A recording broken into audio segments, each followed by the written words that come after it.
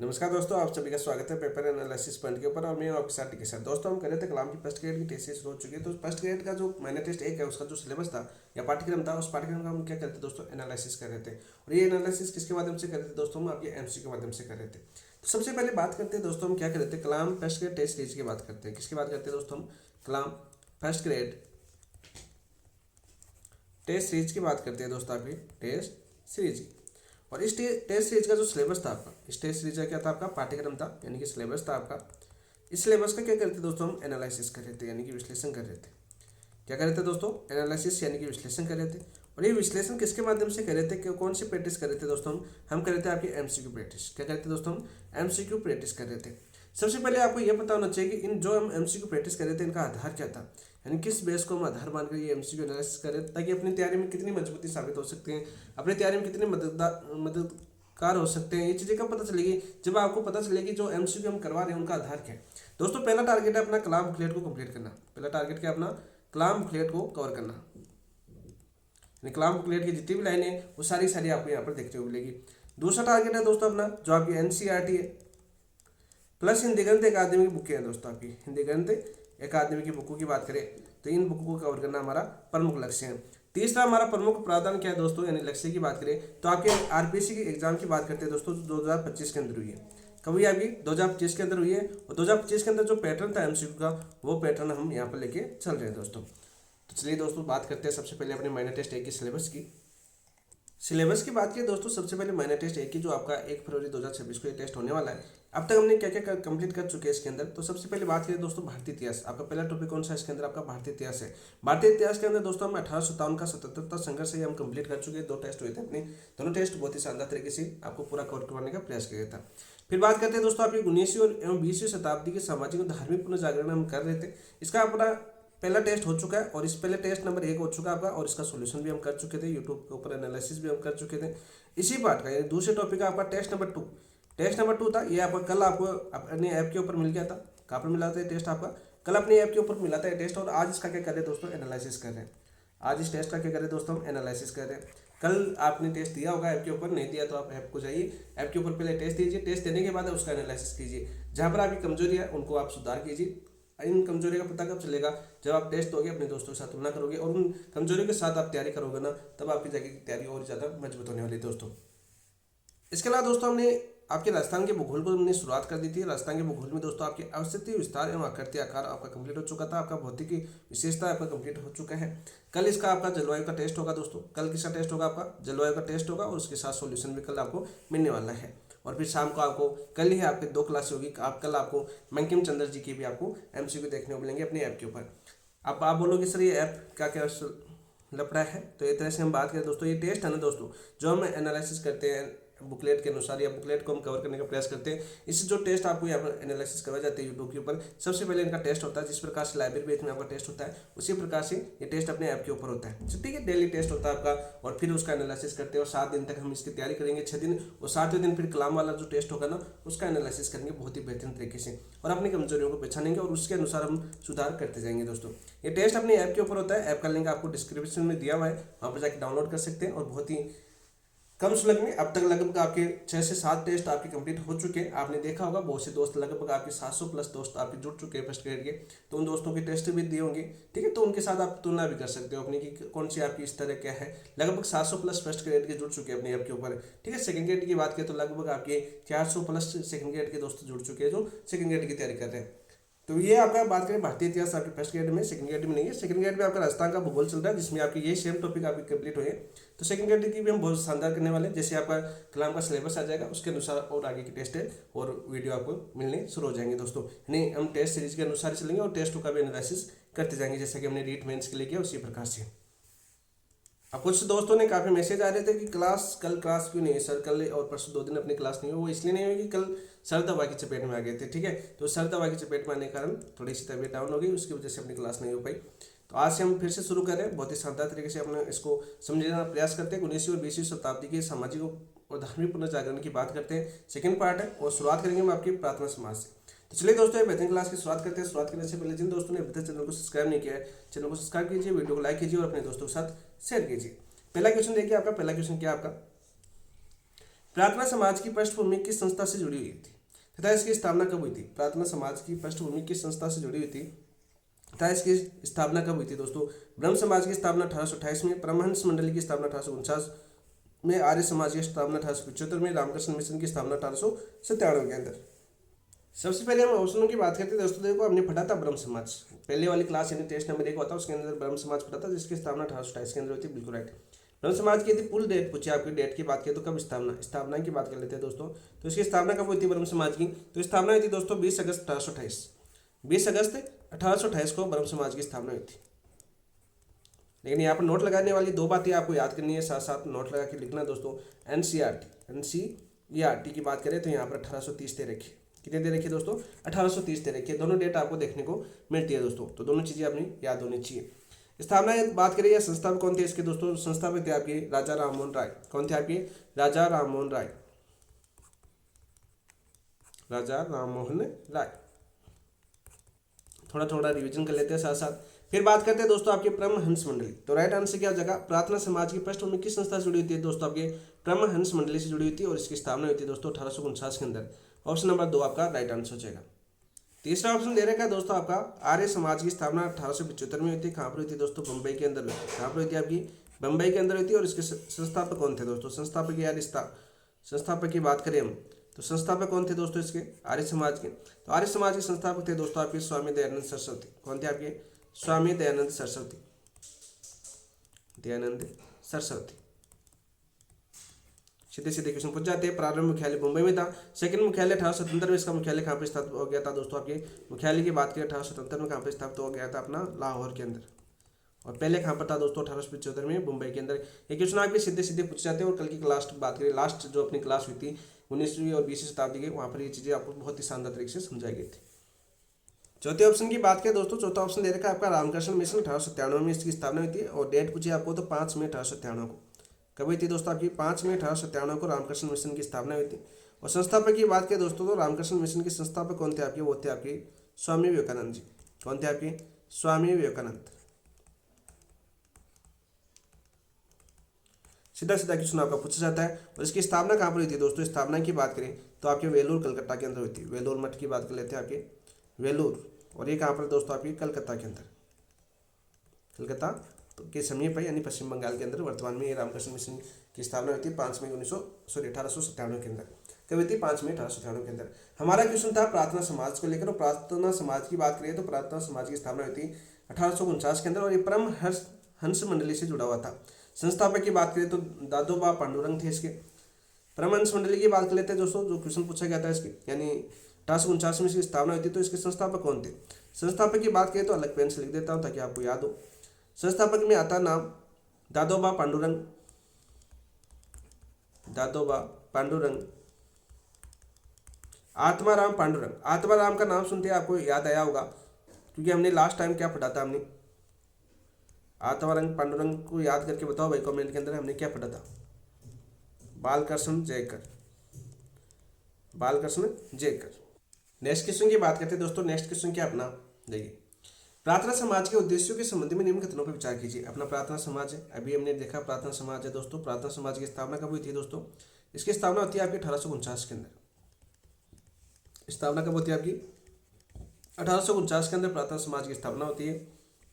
संस्थापक की बात करें दोस्तों तो संस्थापक कौन कौन थे इसके? संस्थापक अभी मैंने बताया आपके, जैसे पहला नाम आता है आपका दादोबा पांडुरंग। दादोबा पांडुरंग बहुत बार आपके एग्जाम में पूछा गया है।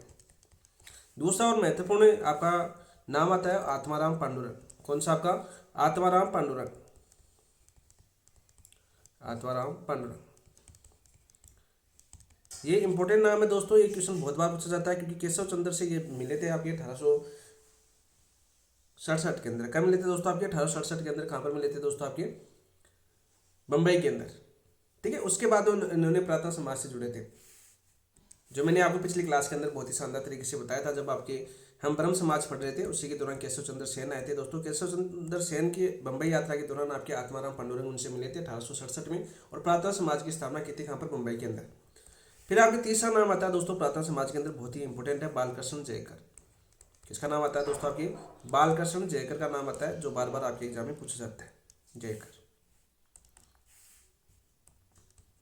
अब डिटेल से हमें एक एक पॉइंट याद करना होगा, क्योंकि आरपीसी इस स्तर तक पहुंच चुकी है, प्रत्येक पॉइंट को पूछ रही है कौन सा व्यक्ति कब आपके पुरातन समाज से जुड़ा होता, तो कालानुक्रम प्रश्न भी यहाँ पर बन सकता है, तो इनकी डेट भी आपको याद होनी चाहिए। वैसे इतना डीप जाएगा नहीं, लेकिन यहाँ पर बात करते हैं दोस्तों पुरातन समाज के उद्देश्यों के संबंध में निम्न कथनों पर विचार कीजिए। देखो दोस्तों, आपके इक्केश्वरवाद का इन्होंने समर्थन किया था क्या? बिल्कुल किया था दोस्तों। इक्केश्वरवाद का इन्होंने समर्थन किया, साथ साथ इक्केश्वरवाद के साथ साथ धर्म सुधार का भी इन्होंने समर्थन किया। किसका? धर्म सुधार का भी समर्थन किया था इन्होंने, धर्म सुधार का, जो बार बार पूछ लिया जाता है एग्जाम के अंदर। बाल विवाह, मूर्ति पूजा एवं बहु विवाह का विरोध किया। बाल विवाह, मूर्ति पूजा एवं बहु विवाह का विरोध किया, बिल्कुल राइट। ईसाईयत के प्रसार का समर्थन किया दोस्तों, ईसाईयत के प्रसार का इन्होंने समर्थन किया, बिल्कुल राइट। ईसाईयत के प्रसार का इन्होंने क्या किया था दोस्तों? समर्थन किया था। सही कोड की बात करें तो सही कोड कौन सा हो जाएगा दोस्तों? आपका पहला, दूसरा, तीसरा सभी आपके सही हो जाएंगे। ऑप्शन नंबर 4 आपका राइट आंसर। तो इन्होंने किसका समर्थन किया था दोस्तों? आपके ईसाईयत का समर्थन किया था, जो बार बार आपके एग्जाम में पूछा जाता है। सीधा क्वेश्चन बहुत बार आया है कि पुरातन समाज ने कौन से धर्म के प्रसार का समर्थन किया था दोस्तों? आपके ईसाईयत, ठीक है, यानी ईसाई धर्म की बात कर रहा है यहाँ पर, तो ईसाई धर्म का इन्होंने समर्थन किया था। सही कोट की बात करें तो आपके सभी आपके सही कोट हो जाएंगे। और उद्देश्य सीधा भी पूछा जा सकता है कि पुरातन समाज का मुख्य उद्देश्य क्या है, क्योंकि पहले बहुत बार आपके ऐसे क्वेश्चन पूछे गए। तो इक्केश्वरवाद का इन्होंने समर्थन किया, साथ साथ धर्म सुधार का भी इन्होंने समर्थन किया। बाल विवाह, मूर्ति पूजा एवं बहु विवाह का भी विरोध किया, साथ साथ आपके ईसाई धर्म का प्रसार का भी इन्होंने क्या किया? समर्थन किया। ऑप्शन नंबर आपका 1, 2, 3 आपके सभी सही हो जाएंगे। ऑप्शन नंबर 4 आपका राइट आंसर। दोस्तों ईसाईयत समर्थन के कारण यहाँ पर नोट लगा के एक बात कर लेना दोस्तों, नोट लगा के यहाँ पे एक बात क्या याद करनी है दोस्तों? ईसाई धर्म के समर्थन, यानी ईसाई धर्म के समर्थन के कारण परमहंस मंडली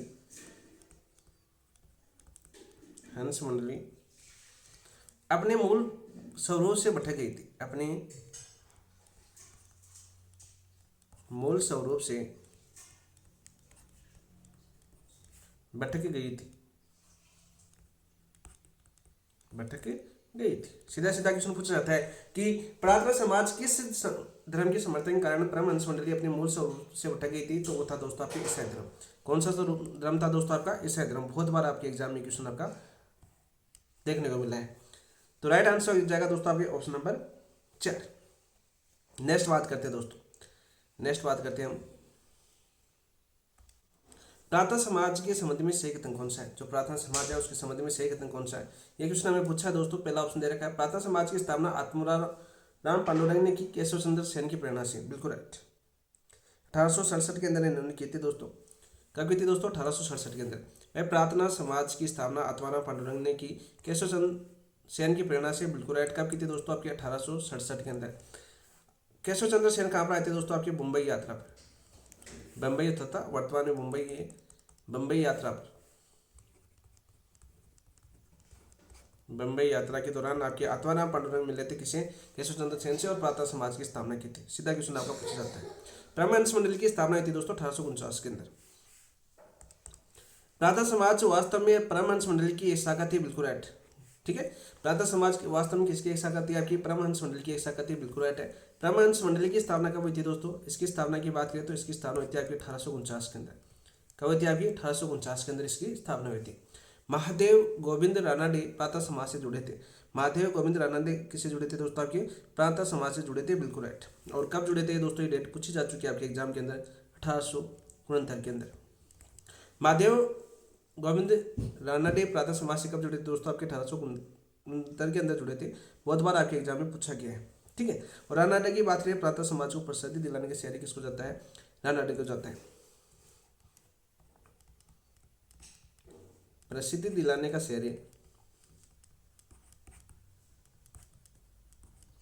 किसको जाता है दोस्तों? आपके रानाडे को जाता है। किसको जाता है दोस्तों? आपके रानाडे को जाता है। रानाडे को पश्चिमी भारत के सामाजिक एवं सांस्कृतिक पुनर्जागरण का अग्रदूत कहा जाता है। रानाडे को पश्चिम भारत के सामाजिक एवं सांस्कृतिक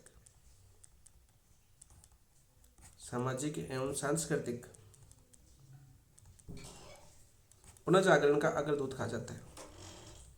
पुनर्जागरण का अग्रदूत कहा जाता है।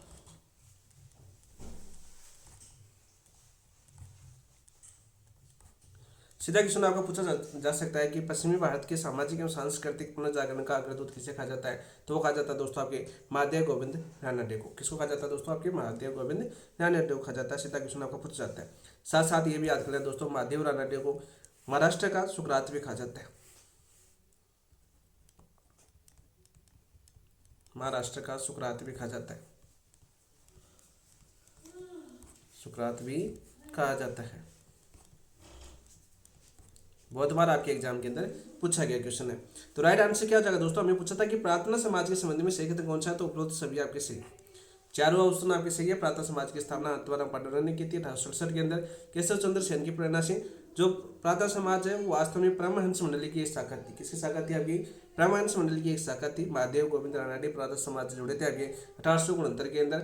प्रसिद्धि प्रार्थना समाज को प्रसिद्धि दिलाने का श्रेय किसको जाता है, आपका महादेव गोविंद रानडे को जाता है। और रानडे की बात करें तो पश्चिम भारत के सामाजिक एवं सांस्कृतिक पुनर्जागरण का अग्रदूत कहा जाता है। और रानडे को आपके महाराष्ट्र का सुकरात भी कहा जाता है। क्या कहा जाता है दोस्तों, आपके महाराष्ट्र का सुकरात भी कहा जाता है। बहुत बार आपके एग्जाम में पूछा गया। ऑप्शन नंबर 4 आपका राइट आंसर हो जाएगा। ऑप्शन नंबर 4 आपका राइट आंसर हो जाएगा। इसके अलावा अन्य व्यक्ति की बात करें जो आपकी प्रार्थना समाज से जुड़े थे, जैसे नाम आता है बार बार आपका R.G. भंडारकर।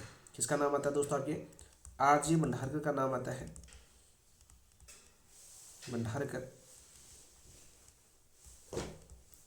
इसके अलावा आपके दोस्तों N.G. चंद्रावरकर का नाम आता है, आपका N.G.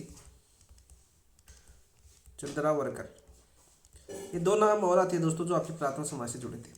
किसे जुड़े थे दोस्तों, आपके प्रार्थना समाज से जुड़े थे। सीधे सीधे आपके पूछ लिए जाते हैं कि कौन कौन प्रार्थना समाज से जुड़े व्यक्ति, उनके नाम बताइए, या इनमें से कौन से व्यक्ति जो आपकी प्रार्थना समाज से नहीं जुड़े। इस प्रकार के क्वेश्चन आपके सीधे पूछेंगे। लेकिन वर्तमान में आपके आप सभी को पता है रिकॉल वाले क्वेश्चन नहीं आ रहे हैं आपके, वर्तमान में कथन कारण वाले क्वेश्चन आ रहे हैं आपके, इस समाज की पृष्ठभूमि से जुड़े हुए क्वेश्चन आ रहे हैं, डिटेल वाले क्वेश्चन आ रहे हैं, कोर्ट वाले क्वेश्चन आ रहे हैं। तो इन क्वेश्चनों को आपको समझना होगा, यानी कि प्रत्येक चीज़ आपको लाइन टू लाइन याद करनी होगी, जहाँ से शुरुआत से लेकर आपको अंत तक, जहाँ तक इस बात करें स्थापना या समाज की जो वर्तमान तक भी पूछा जा सकता है। यदि आपकी 19वीं और 20वीं दे रखा है तो 19वीं और 20वीं शताब्दी में जब तक ये समाज चला था, यानी समाज में कोई विभाजन नहीं हुआ, या आगे चल के मान लीजिए 21वीं शताब्दी में क्या हुआ, जैसे वर्तमान में 21वीं शताब्दी आपकी, तो इसके अंदर क्या हुआ, ये आपके सिलेबस के अंदर नहीं है, लेकिन फिर भी इससे जुड़े हुए कुछ चीज़ें आपको याद होनी चाहिए। करंट के अपडेट है, जैसे परमहंस मंडली वेलूर मठ के बारे में अभी चर्चा में रहता है पिछले साल, तो उसके बारे में आपको चर्चा में है, तो उसको याद करने की वाली बात है और पूछा जा सकता है। देखो क्वेश्चन संबंधित क्वेश्चन आपका पूछा जा सकता है। नेक्स्ट क्वेश्चन की बात करते हैं दोस्तों। नेक्स्ट क्वेश्चन क्या है आपका, देखिए दक्खन एजुकेशन सोसाइटी की स्थापना 1884 में और विंडो रीमैरिज एसोसिएशन की स्थापना 1891 में किसने की थी, आत्माराम पांडुरंग ने, महादेव गोविंद रानडे ने, राबाडे ने, केशव चंद्र सेन ने। तो राइट आंसर क्या हो जाएगा दोस्तों, आपके महादेव गोविंद रानडे, महादेव गोविंद रानडे। ऑप्शन नंबर 2 आपका राइट आंसर हो जाएगा। क्या हो जाएगा दोस्तों, आपका ऑप्शन नंबर 2 आपका राइट आंसर हो जाएगा। सीधा सीधा क्वेश्चन पूछा जाता है। तो दोस्तों बात करते हैं महादेव गोविंद रानडे की बात करते हैं। इन्होंने 1884 में, कब 1884 में, कहाँ पर, पुणे में। पुणे में किसकी स्थापना की थी दोस्तों, आपके दक्खन एजुकेशन सोसाइटी की स्थापना की थी। बहुत बार आपके एग्जाम में पूछा गया है Deccan education society.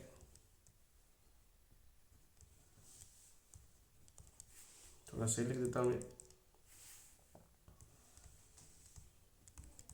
Education society की स्थापना की थी। और वहीं बात करें 1891 की बात करें दोस्तों, 1891 में महाराष्ट्र की बात करें, 1891 में महाराष्ट्र में, कहाँ पर, महाराष्ट्र में किसकी स्थापना की थी दोस्तों, आपकी विडो रीमैरिज एसोसिएशन की स्थापना की थी। विंडो रीमैरिज एसोसिएशन की स्थापना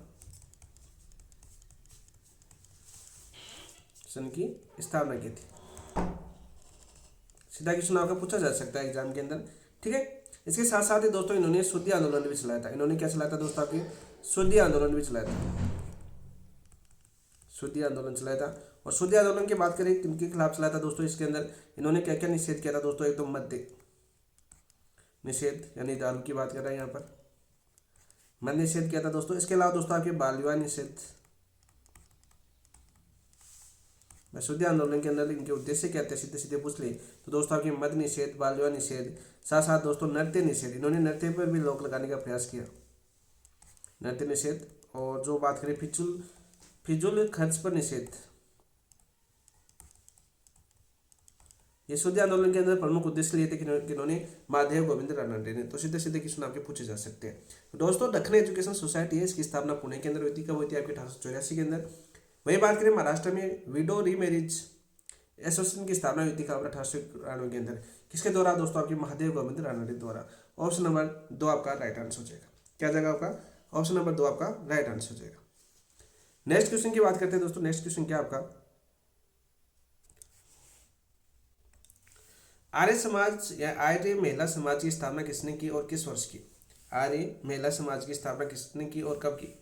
दोस्तों सावित्री देवी फुले ने 1848 के अंदर, रमाबाई ने 1833 के अंदर, एनी बेसेंट ने 1898 के अंदर, या पंडिता रमाबाई ने 1882 के अंदर। तो राइट आंसर क्या हो जाएगा दोस्तों आपका? रमाबाई ने की थी दोस्तों। कब की थी? 1833 के अंदर। तो ऑप्शन नंबर 2 आपका राइट आंसर हो जाएगा। ठीक है दोस्तों, बात करते हैं आपके महादेव गोविंद रानडे की। महादेव गोविंद रानडे की बात करते हैं। रानडे की बात करते हैं दोस्तों। महादेव गोविंद रानडे की पत्नी का क्या नाम था दोस्तों? पत्नी की बात करें तो पत्नी का नाम था दोस्तों आपकी रमाबाई। क्या नाम था दोस्तों आपकी? रमाबाई। वैसे रमाबाई की बात करें तो रमाबाई ने 1881 में 1881 के अंदर दोस्तों किसकी स्थापना की थी दोस्तों? आपकी बताओ। आर्य महिला समाज की स्थापना की थी। कैसे कर लेना? 1833 की जगह 1881 में। 1881 में आर्य महिला समाज की स्थापना की थी। महिला समाज की स्थापना कब की थी दोस्तों? आपकी 1881 के अंदर की थी। सीधा क्वेश्चन आपका पूछा जाता है। वहीं बात करें, इन्होंने महादेव गोविंद रानडे के सहयोग से किन्होंने? रमाबाई ने। किन्होंने दोस्तों? रमाबाई ने। किन की स्थापना की? 1889 में शारदा सेवा सदन की स्थापना की। 1889 में शारदा सेवा सदन की स्थापना की। शारदा सेवा सदन की स्थापना। और दोस्तों शारदा जो सेवा सदन है, इसकी स्थापना किसके लिए की थी? महिला शिक्षा हेतु। महिला शिक्षा हेतु किसने की थी दोस्तों? आपकी रमाबाई ने की थी। ठीक, इनके सहयोग से, रानडे के सहयोग से। इसके अलावा दोस्तों इन्होंने इन्हीं के सहयोग से एक स्थापना की 1909 के अंदर, पूना सेवा सदन की। किसकी स्थापना की दोस्तों? आपकी पूना सेवा सदन।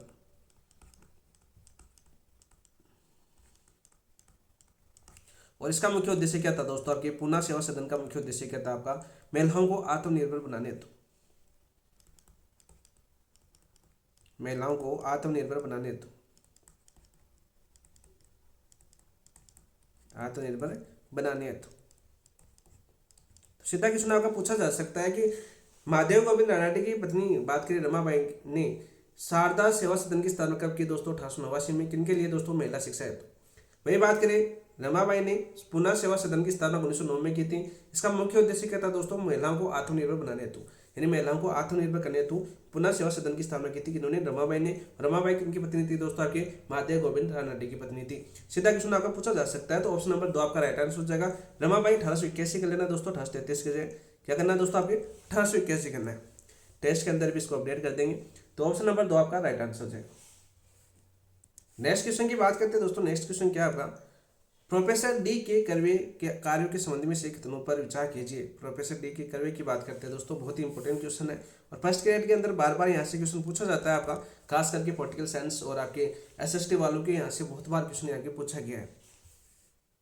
तो पहला ऑप्शन क्या दे रखा है? पहला दे रखा है उन्होंने विधवा विवाह संघ की स्थापना की। विधवा विवाह संघ की स्थापना की, बिल्कुल राइट। कब की थी दोस्तों? आपके 1893 के अंदर। कब की थी? आपके 1893 के अंदर। इन्होंने हिंदू विधवा गृह की स्थापना की। किसकी? हिंदू विधवा गृह की स्थापना की थी दोस्तों आपके 1896 के अंदर। कब थी? 1896 के अंदर। उन्होंने समता संघ की स्थापना कर जातिगत भेदभाव के उन्मूलन का प्रयास किया। किसका किया भाई दोस्तों? आपके जातिगत भेदभाव का उन्मूलन का प्रयास किया। किन्होंने? आपके प्रोफेसर डी की कर्वे ने। ये आपकी दोस्तों बात करें, आपकी समता सुधार संघ की स्थापना की थी उन्होंने 1944 के अंदर। कब की थी दोस्तों? 1944 के अंदर की थी। तो सही विकल्प की बात करें तो सभी सही आपके 1 2 3 आपका राइट आंसर हो जाएगा। ऑप्शन नंबर 4 आपका राइट आंसर। दोस्तों सबसे पहले बात करते हैं इनके बारे में, बहुत ही इंपॉर्टेंट आपके प्रश्न है। आपके प्रोफेसर डी के कर्वे की बात करते हैं। किनकी बात करते हैं दोस्तों? आपके प्रोफेसर डी के कर्वे की बात करते हैं।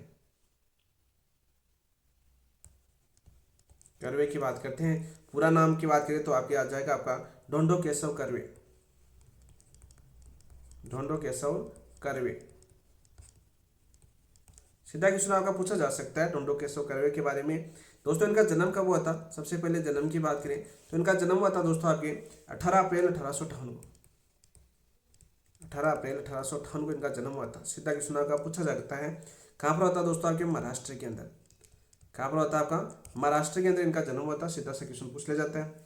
इनकी मृत्यु की बात करें दोस्तों तो मृत्यु आपकी कब हुई थी डीके कर्वे की, तो हुई थी दोस्तों आपकी 9 नवंबर 1962 को। कब हुई थी दोस्तों 9 नवंबर 1962 को इनकी मृत्यु हो जाती है। सीधा क्वेश्चन आपका पूछा जाता है। उपनाम भी यहाँ के पूछे जाते हैं। इनके उपनाम की बात करें दोस्तों तो इनको महर्षि कर्वे भी कहा जाता है दोस्तों, महर्षि कर्वे या अन्ना कर्वे भी बोला जाता है। क्या बोला जाता है दोस्तों, अन्ना कर्वे भी बोला जाता है। इनकी आत्मकथा कौन सी थी दोस्तों, आत्मकथा की बात करें वो थी दोस्तों आपकी आत्मवर्थ, जो आपकी 1915 में लिखी गई थी। कब लिखी गई थी दोस्तों, 1915 के अंदर लिखी गई थी। बार बार आपका क्वेश्चन पूछा जाता है। सीधा क्वेश्चन आपके एग्जाम में आ जाता है। भारत रत्न से कब सम्मानित किया गया था दोस्तों इनको, भारत रत्न कब मिला था इनको, तो भारत रत्न कब मिला था दोस्तों, तो भारत रत्न मिला था इनको 1958 के अंदर। कब मिला था दोस्तों, भारत रत्न से नवाजा गया था 1958 के अंदर। वो महिला शिक्षा के सबसे बड़े समर्थक कौन थे आपके, डीके कर्वे। महिला शिक्षा के भारत में सबसे बड़े समर्थक कौन थे दोस्तों आपके, डीके कर्वे साहब थे। इन्होंने विधवा विवाह को समर्थन किया। बहुत बार आपके एग्जाम में पूछा जाता है, ठीक है, बहुत बार आपके एग्जाम में पूछा जाता है। यानी विधवा पुनर्विवाह, जातिगत भेदभाव, सामाजिक सुधार का बहुत अच्छा काम किया था इन्होंने। महिला शिक्षा पर सबसे ज्यादा बल इन्होंने दिया था आपके भारत के अंदर, और डीके कर्वे साहब ने दिया था। ढोंडो केशव कर्वे साहब ने ये बल बहुत ज्यादा दिया था। ये बार बार क्वेश्चन आपके पूछा गया एग्जाम के अंदर। इसके अलावा दोस्तों भारत रत्न और पद्मश्री से भी इन्हें सम्मानित किया गया। तो राइट आंसर हो जाएगा दोस्तों उपरोक्त सभी आपके सभी। इनका कालक्रम भी पूछा जा सकता है कि प्रोफेसर डीके कर्वे द्वारा सामाजिक सुधार कार्यों में कौन कौन सी, यानी कालक्रम के अनुसार बताइए कि विधवा विवाह संघ की स्थापना कब की थी, हिंदू विधवा गृह की स्थापना कब की थी दोस्तों, समता उन्मूलन संघ की स्थापना कब की थी। तो कालानुक्रम प्रश्न भी यहाँ पर बन सकता है। तो 1893, 1896, 1944 में ये स्थापना की थी इन्होंने। तो ऑप्शन नंबर 4 आपका राइट आंसर हो जाएगा। क्या हो जाएगा आपका, ऑप्शन नंबर 4 आपका राइट आंसर। नेक्स्ट क्वेश्चन की बात करते हैं दोस्तों। नेक्स्ट क्वेश्चन क्या है, 1870 में इंडियन रिफॉर्म एसोसिएशन की स्थापना किसने की थी। 1870 ईस्वी की बात कर रहा है। और इंडियन रिफॉर्म एसोसिएशन की स्थापना किसने की थी, राजा राममोहन राय ने, महादेव गोविंद रानडे ने, केशव चंद्र सेन ने, या ढोंडो केशव कर्वे ने। तो दोस्तों ये स्थापना की थी दोस्तों, आपका राइट आंसर हो जाएगा केशव चंद्र सेन ने। ऑप्शन नंबर 3 आपका राइट आंसर हो जाएगा। केशव चंद्र सेन के बारे में हमने देखा था, ब्रह्म समाज के अंदर पढ़ा था दोस्तों। इंडियन मिरर इन्होंने समाचार पत्र भी प्रकाशित किया था। कौन सा आपका, इंडियन मिरर नामक समाचार पत्र भी इन्होंने प्रकाशित किया था सामाजिक सुधार के लिए, इंडियन मिरर। और जो आपका पहला दैनिक अंग्रेजी समाचार पत्र था आपका, भारत का पहला अंग्रेजी दैनिक समाचार पत्र था, अंग्रेजी दैनिक समाचार पत्र था दोस्त, समाचार पत्र था। और कहाँ से प्रकाशित किया था दोस्तों, ये दिल्ली से किया था। कहाँ से प्रकाशित किया था दोस्तों, आपके दिल्ली से किया था। केशव चंद्र की बात करें तो यहाँ पर इनकी पूरी डिटेल के बारे में हमने कल पिछले क्लास की बात करें वहाँ पर पढ़ा था हमने। ब्रह्म समाज का विभाजन जितनी बार हुआ था केशव चंद्र सेन के कारण नहीं हुआ था, ठीक है। 1865 मान लो, 1877 मान लो, ब्रह्म समाज का 2 बार विभाजन हुआ। उस समय कौन थे आपके, केशव चंद्र सेन थे। सीधा सीधा क्वेश्चन आपका पूछा जाता है। 1870 में इन्होंने इंडियन रिफॉर्म एसोसिएशन की स्थापना की थी, जो बार बार एग्जाम में पूछा जाता है। ऑप्शन नंबर 3 आपका राइट आंसर। नेक्स्ट क्वेश्चन की बात करते हैं दोस्तों। नेक्स्ट क्वेश्चन क्या आपका, यंग बंगाल आंदोलन 1826 के संस्थापक हेनरी विवियन डेरोजियो के संबंध में इनमें से कौन सा कथन सही है, इनमें से कौन सा कथन सही है, यह हमें पूछा। यंग बंगाल आंदोलन 1826 के संस्थापक हेनरी विवियन डेरोजियो के संबंध में इनमें से कौन सा कथन सही है दोस्तों। पहला ऑप्शन दे रखा है आपका, उनका जन्म 1809 में कलकत्ता में होता है, बिल्कुल राइट। कहाँ पर होता है दोस्तों, कलकत्ता के अंदर होता है। कब, 1809 के अंदर, बिल्कुल सत्य बात है दोस्तों। उन्हें बंगाल की आधुनिक सभ्यता का अग्रदूत कहा जाता है, बहुत बार आपके एग्जाम में पूछा जाता है। बंगाल की आधुनिक सभ्यता का अग्रदूत किसे कहा जाता है दोस्तों, बहुत बार आपके एग्जाम में सीधा सीधा क्वेश्चन आया है। वो कहा जाता है दोस्तों आपके हेनरी विवियन डेरोजियो को। किसको कहा जाता है दोस्तों, आपके हेनरी विवियन डेरोजियो को आधुनिक सभ्यता का अग्रदूत कहा जाता है। कौन सी की, बंगाल की आधुनिक सभ्यता का अग्रदूत, बहुत बार आपके एग्जाम पूछा गया। उन्हें आधुनिक भारत का प्रथम राष्ट्रवादी कवि माना जाता है। आधुनिक भारत का प्रथम राष्ट्रवादी कवि किसको माना जाता है दोस्तों, हेनरी विवियन डेरोजियो को माना जाता है। यह भी क्वेश्चन आपकी बहुत बार एग्जाम में पूछा गया है। आधुनिक भारत का प्रथम राष्ट्रवादी कवि माना जाता है। उपरोक्त सभी आपके सही है दोस्तों। यंग बंगाल आंदोलन 1820 के संस्थापक हेनरी विवियन डेरोजियो के संबंध में पूछा गया था। तो सारे के सारे दोस्तों सारे के सारे आपके सत्य है। तो ऑप्शन नंबर 4 आपका राइट आंसर हो जाएगा। यहाँ पर याद करना दोस्तों, यंग बंगाल आंदोलन कब हुआ था? 1826 में हुआ था। कब हुआ था दोस्तों? आपके 1826 में हुआ था। सीधा क्वेश्चन आपका पूछा जा सकता है। नेक्स्ट क्वेश्चन की बात करते हैं दोस्तों। नेक्स्ट क्वेश्चन क्या आपका? यंग बंगाल आंदोलन के उद्देश्यों के संबंध में निम्न कथनों पर विचार कीजिए। बहुत ही अच्छा क्वेश्चन बनाया गया है यहाँ पर। उद्देश्य आजकल ऐसे क्वेश्चन पूछे गए हैं अभी आपकी फर्स्ट ग्रेड के अंदर या 2025 के एग्जाम के अंदर, जो आपकी एसएसटी वालों के पहले पूछे गए थे ऐसे क्वेश्चन। ठीक है, जो आपके जैसे इतिहास आपका सब्जेक्ट है तो उनके। तो यंग बंगाल आंदोलन के उद्देश्यों के संबंध में निम्न कथनों पर विचार कीजिए। रूढ़िवादिता एवं प्राचीन सामाजिक परंपराओं का विरोध करना तथा तरक्की के माध्यम से सामाजिक सुधार करना, ये आपका उद्देश्य था क्या यंग बंगाल का? बिल्कुल राइट। तो ऑप्शन नंबर 1 भी आपका सत्य है। नारी शिक्षा पर जोर देना और महिलाओं के अधिकारों की मांग करना भी यंग बंगाल आंदोलन का प्रमुख उद्देश्य था। बिल्कुल राइट, बिल्कुल सत्य है। दूसरा भी आपका बिल्कुल सत्य हो जाएगा। प्रेस की स्वतंत्रता और उच्च सेवा में भारतीयों की नियुक्ति की मांग भी किसने की थी दोस्तों? यंग बंगाल आंदोलन के दौरान की गई थी। जमींदारी की निरंकुशता पर रोक लगाने की बात करना, जमींदारी की निरंकुशता पर रोक लगाने की बात भी किसके दौरान की गई थी? यंग बंगाल आंदोलन के दौरान की गई थी। प्रमुख उद्देश्य था। तो यंग बंगाल आंदोलन की बात करें 1826 के अंदर हुआ था दोस्तों। और इसके संचालक कौन थे आपके? ये संचालक किसने किया था दोस्तों? हेनरी विवियन डेरोजियो ने किया था। हेनरी विवियन डेरोजियो इसके नेतृत्व करता थे।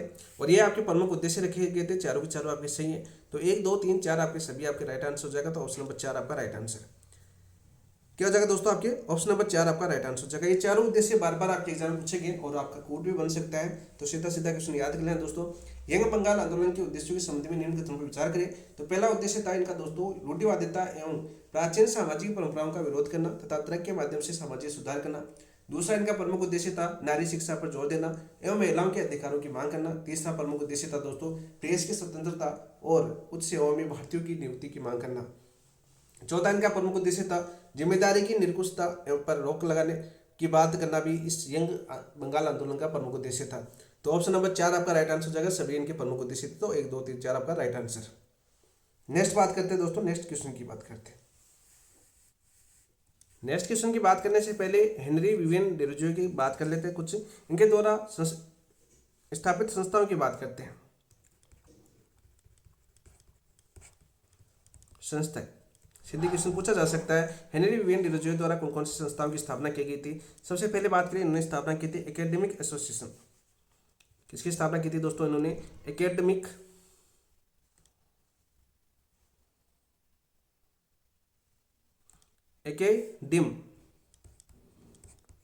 एसोसिएशन की स्थापना की थी बौद्धिक वाद विवाद हेतु। किसके हेतु? बौद्धिक वाद विवाद हेतु। वाद विवाद हेतु सीधा क्वेश्चन आपका पूछा जा सकता है। एंग्लो इंडियन हिंदू एसोसिएशन, दूसरी कौन सी स्थापना की थी इन्होंने? Anglo Indian Hindu association, Indian Hindu association.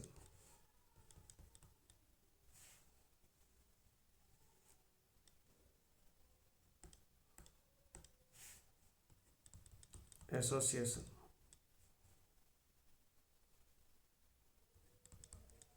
सीधा क्वेश्चन आपका पूछा जा सकता है। तीसरी इन्होंने कौन सी संस्था की स्थापना की थी दोस्तों? इन्होंने की थी बघ हित सभा। बघ हित सभा की स्थापना इन्होंने की थी दोस्तों आपके हेनरी विवियन डेरोजियो ने की थी। और चौथी इन्होंने की थी आपकी डिबेटिंग क्लब। डिबेटिंग क्लब की स्थापना किन्होंने की थी दोस्तों? आपके हेनरी विवियन डेरोजियो ने की थी। तो सीधे सीधे क्वेश्चन पूछा जा सकता है कि यंग बंगाल आंदोलन के दौरान हेनरी विवियन डेरोजियो द्वारा कौन कौन सी संस्था की स्थापना की गई थी? तो दोस्तों आपके एकेडम एसोसिएशन की स्थापना बौद्धिक वाद विवाद हेतु स्थापना की थी। एंग्लो इंडियन हिंदू एसोसिएशन की स्थापना की थी। बघ हित सभा की स्थापना की थी और डिबेटिंग क्लब की स्थापना की थी। सीधा क्वेश्चन आपका पूछा जा सकता है। यंग बंगाल आंदोलन की बात करें तो 1826 में शुरुआत होती है और इसके संस्थापक थे दोस्तों हेनरी विवियन डेरोजियो। और उद्देश्य की बात करें तो चारों प्रमुख उद्देश्य आपके सामने लिखे हुए हैं। पहला था आपका रूढ़िवादिता एवं प्राचीन सामाजिक परंपराओं का विरोध करना तथा तरक्की के माध्यम से सामाजिक सुधार करना। दूसरा प्रमुख उद्देश्य था आपका नारी शिक्षा पर जोर देना एवं महिलाओं के अधिकारों की मांग करना। तीसरा प्रमुख उद्देश्य था दोस्तों इनका प्रेस की स्वतंत्रता और उच्च सेवाओं में भारतीयों की नियुक्ति की मांग करना। चौथा प्रमुख उद्देश्य था इनका जमींदारी की निरंकुशता पर रोक लगाने की बात करना। तो राइट आंसर भी आपका ऑप्शन नंबर 4 हो जाएगा। ये संस्था है आपकी सीधी पूछी जा सकती है एग्जाम के अंदर। तो ऑप्शन नंबर बात करें, नेक्स्ट क्वेश्चन की बात करते हैं दोस्तों। नेक्स्ट क्वेश्चन क्या आपका,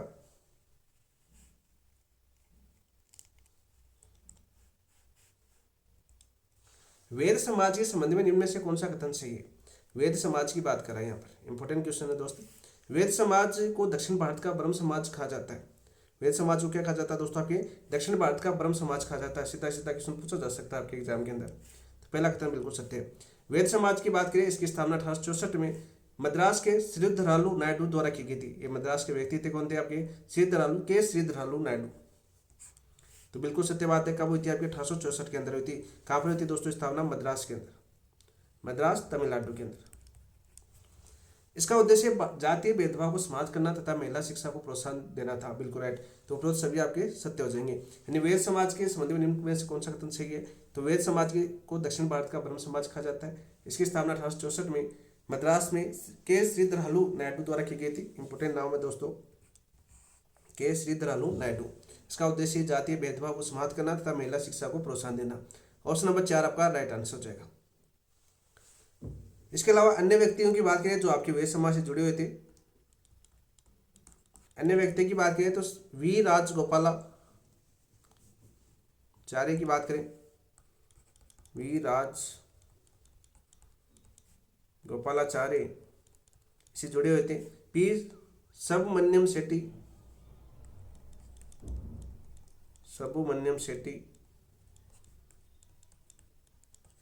Vishwanath Mudaliar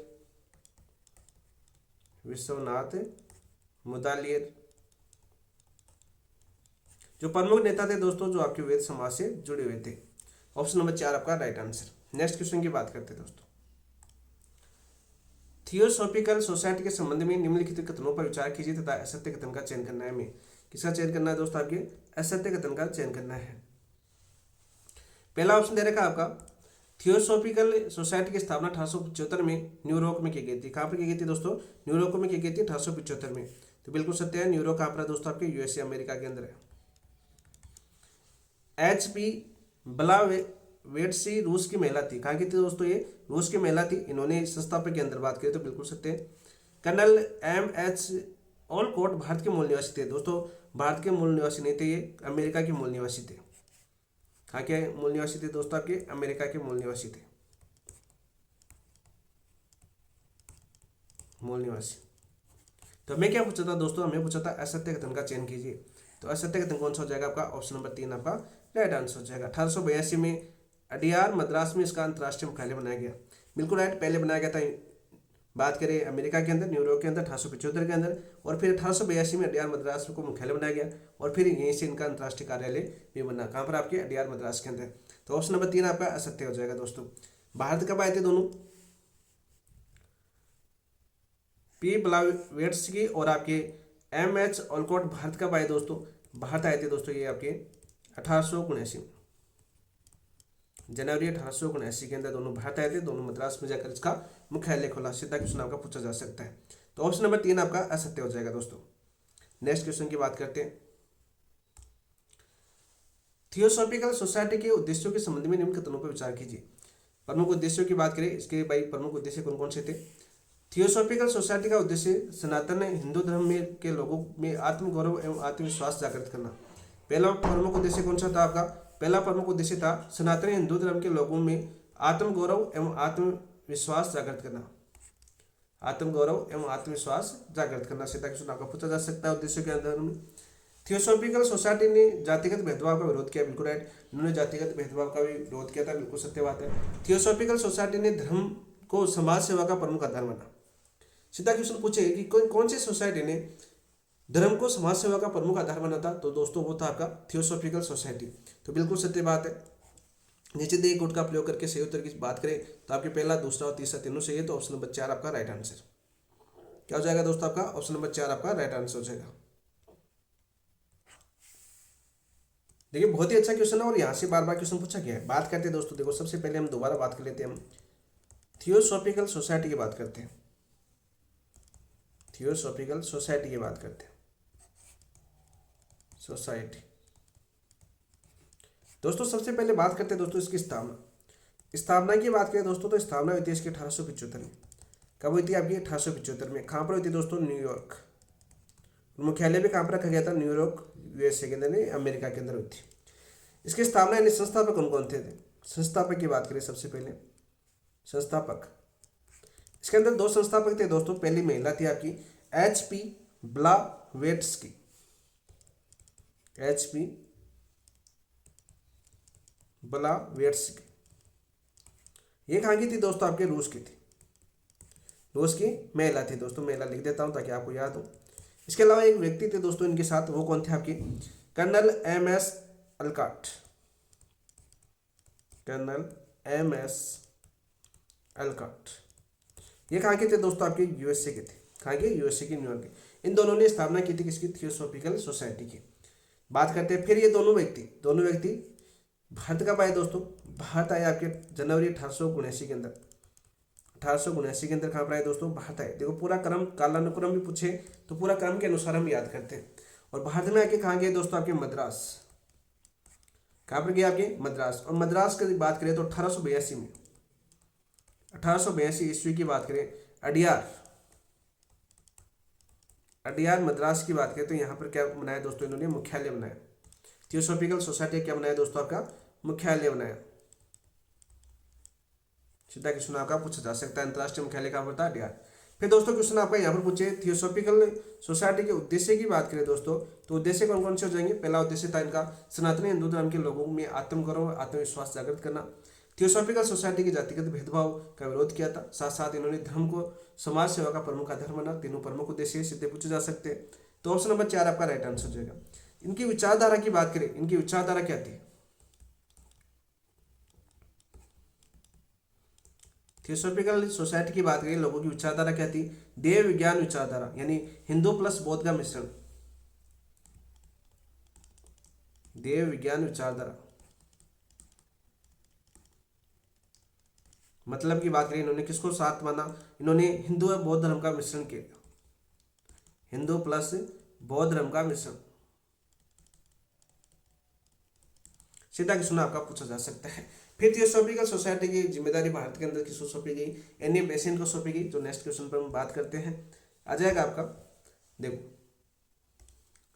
N A Besant से संबंधित निम्नलिखित घटनाओं को सही कालानुक्रम में व्यवस्थित कीजिए। पूछ लिया क्वेश्चन, बहुत ही इंपॉर्टेंट क्वेश्चन है, सही कालानुक्रम में पूछा गया क्वेश्चन है आपका। तो बताइए दोस्तों, आपको सभी चीजें आपको याद करनी है। देखो सबसे पहले बात करते हैं दोस्तों, एन ए बेसेंट की बात कर लेते हैं। यहाँ पर एन ए बेसेंट दोस्तों, एन ए बेसेंट की बात करें, भारत कब आई, भारत आई कब आई थी दोस्तों, भारत आई थी आपके 1893 में। कब आई थी दोस्तों, आपके 1893 ईस्वी में भारत आई थी एन ए बेसेंट। बहुत बार ये क्वेश्चन पूछा गया आपके एग्जाम के अंदर कि एन ए बेसेंट भारत कब आई थी दोस्तों, 1893 के अंदर। कब आई थी आपकी, 1893 के अंदर आई थी। मोस्ट क्वेश्चन पूछा जाता है। मूल निवासी कहाँ की थी दोस्तों, आपके मूल निवासी की बात करें तो ये मूल निवासी थी आपकी लंदन की। कहाँ की थी दोस्तों, लंदन की थी। और इन्होंने कौन सा धर्म धारण किया था, आपका धर्म धारण किया हिंदू। कौन सा धर्म धारण किया था दोस्तों, इन्होंने हिंदू धर्म को धारण किया। हिंदू धर्म से काफी प्रभावित थी एन ए बेसेंट। अब बात करते हैं दोस्तों, एन ए बेसेंट द्वारा वाराणसी में सेंट्रल हिंदू कॉलेज की स्थापना की गई। वाराणसी के अंदर सेंट्रल हिंदू कॉलेज की स्थापना कब की गई थी दोस्तों, आपके 1898 के अंदर। कब की गई थी, 1898 के अंदर। देखो एन ए बेसेंट का थियोसॉफिकल सोसाइटी का अध्यक्ष बनना। थियोसॉफिकल सोसाइटी का अध्यक्ष कब बनी थी एन ए बेसेंट, बताओ भाई, 1907 के अंदर बनी थी। कब बनी थी, 1907 के अंदर थियोसॉफिकल सोसाइटी के अध्यक्ष बनी कौन, आपकी Annie Besant. Madan Mohan Malviya द्वारा बनारस हिंदू विश्वविद्यालय की स्थापना। मदन मोहन मालवीय द्वारा 1916 के अंदर किसका नाम दोस्तों, सेंट्रल हिंदू कॉलेज का नाम कर दिया गया।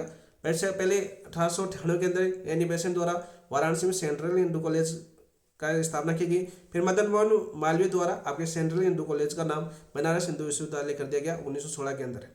सीधा क्वेश्चन पूछा जाता है, इसी विद्यालय का नाम था सेंट्रल हिंदू कॉलेज का नाम क्या रखा गया, आपका बनारस हिंदू विश्वविद्यालय रखा गया कब, 1916 के अंदर। ठीक है। एन ए बेसेंट को भारतीय राष्ट्रीय कांग्रेस का अध्यक्ष, एन ए बेसेंट को भारतीय राष्ट्रीय कांग्रेस का अध्यक्ष बनी थी आपकी 1917 के अंदर। कब बनी थी दोस्तों, आपकी 1917 के अंदर बनी थी। सीधा क्वेश्चन आपका पूछ लिया जाता है। तो राइट क्रम क्या जाएगा दोस्तों, पहले जाएगा आपका 1898। फिर दोस्तों आपके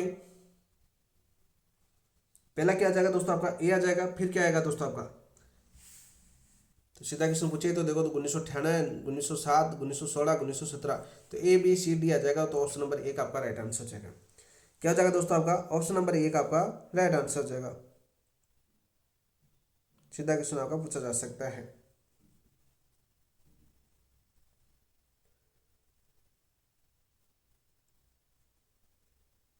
सीधा क्वेश्चन आपका पूछा जा सकता है। वही बात कर लेते हैं दोस्तों, इनकी मृत्यु हुई थी 1933 के अंदर। इनकी मृत्यु कब हुई थी दोस्तों? 1933 में इनकी मृत्यु हो गई थी एनी बेसेंट की। तो 1893 में भारत आई थी दोस्तों।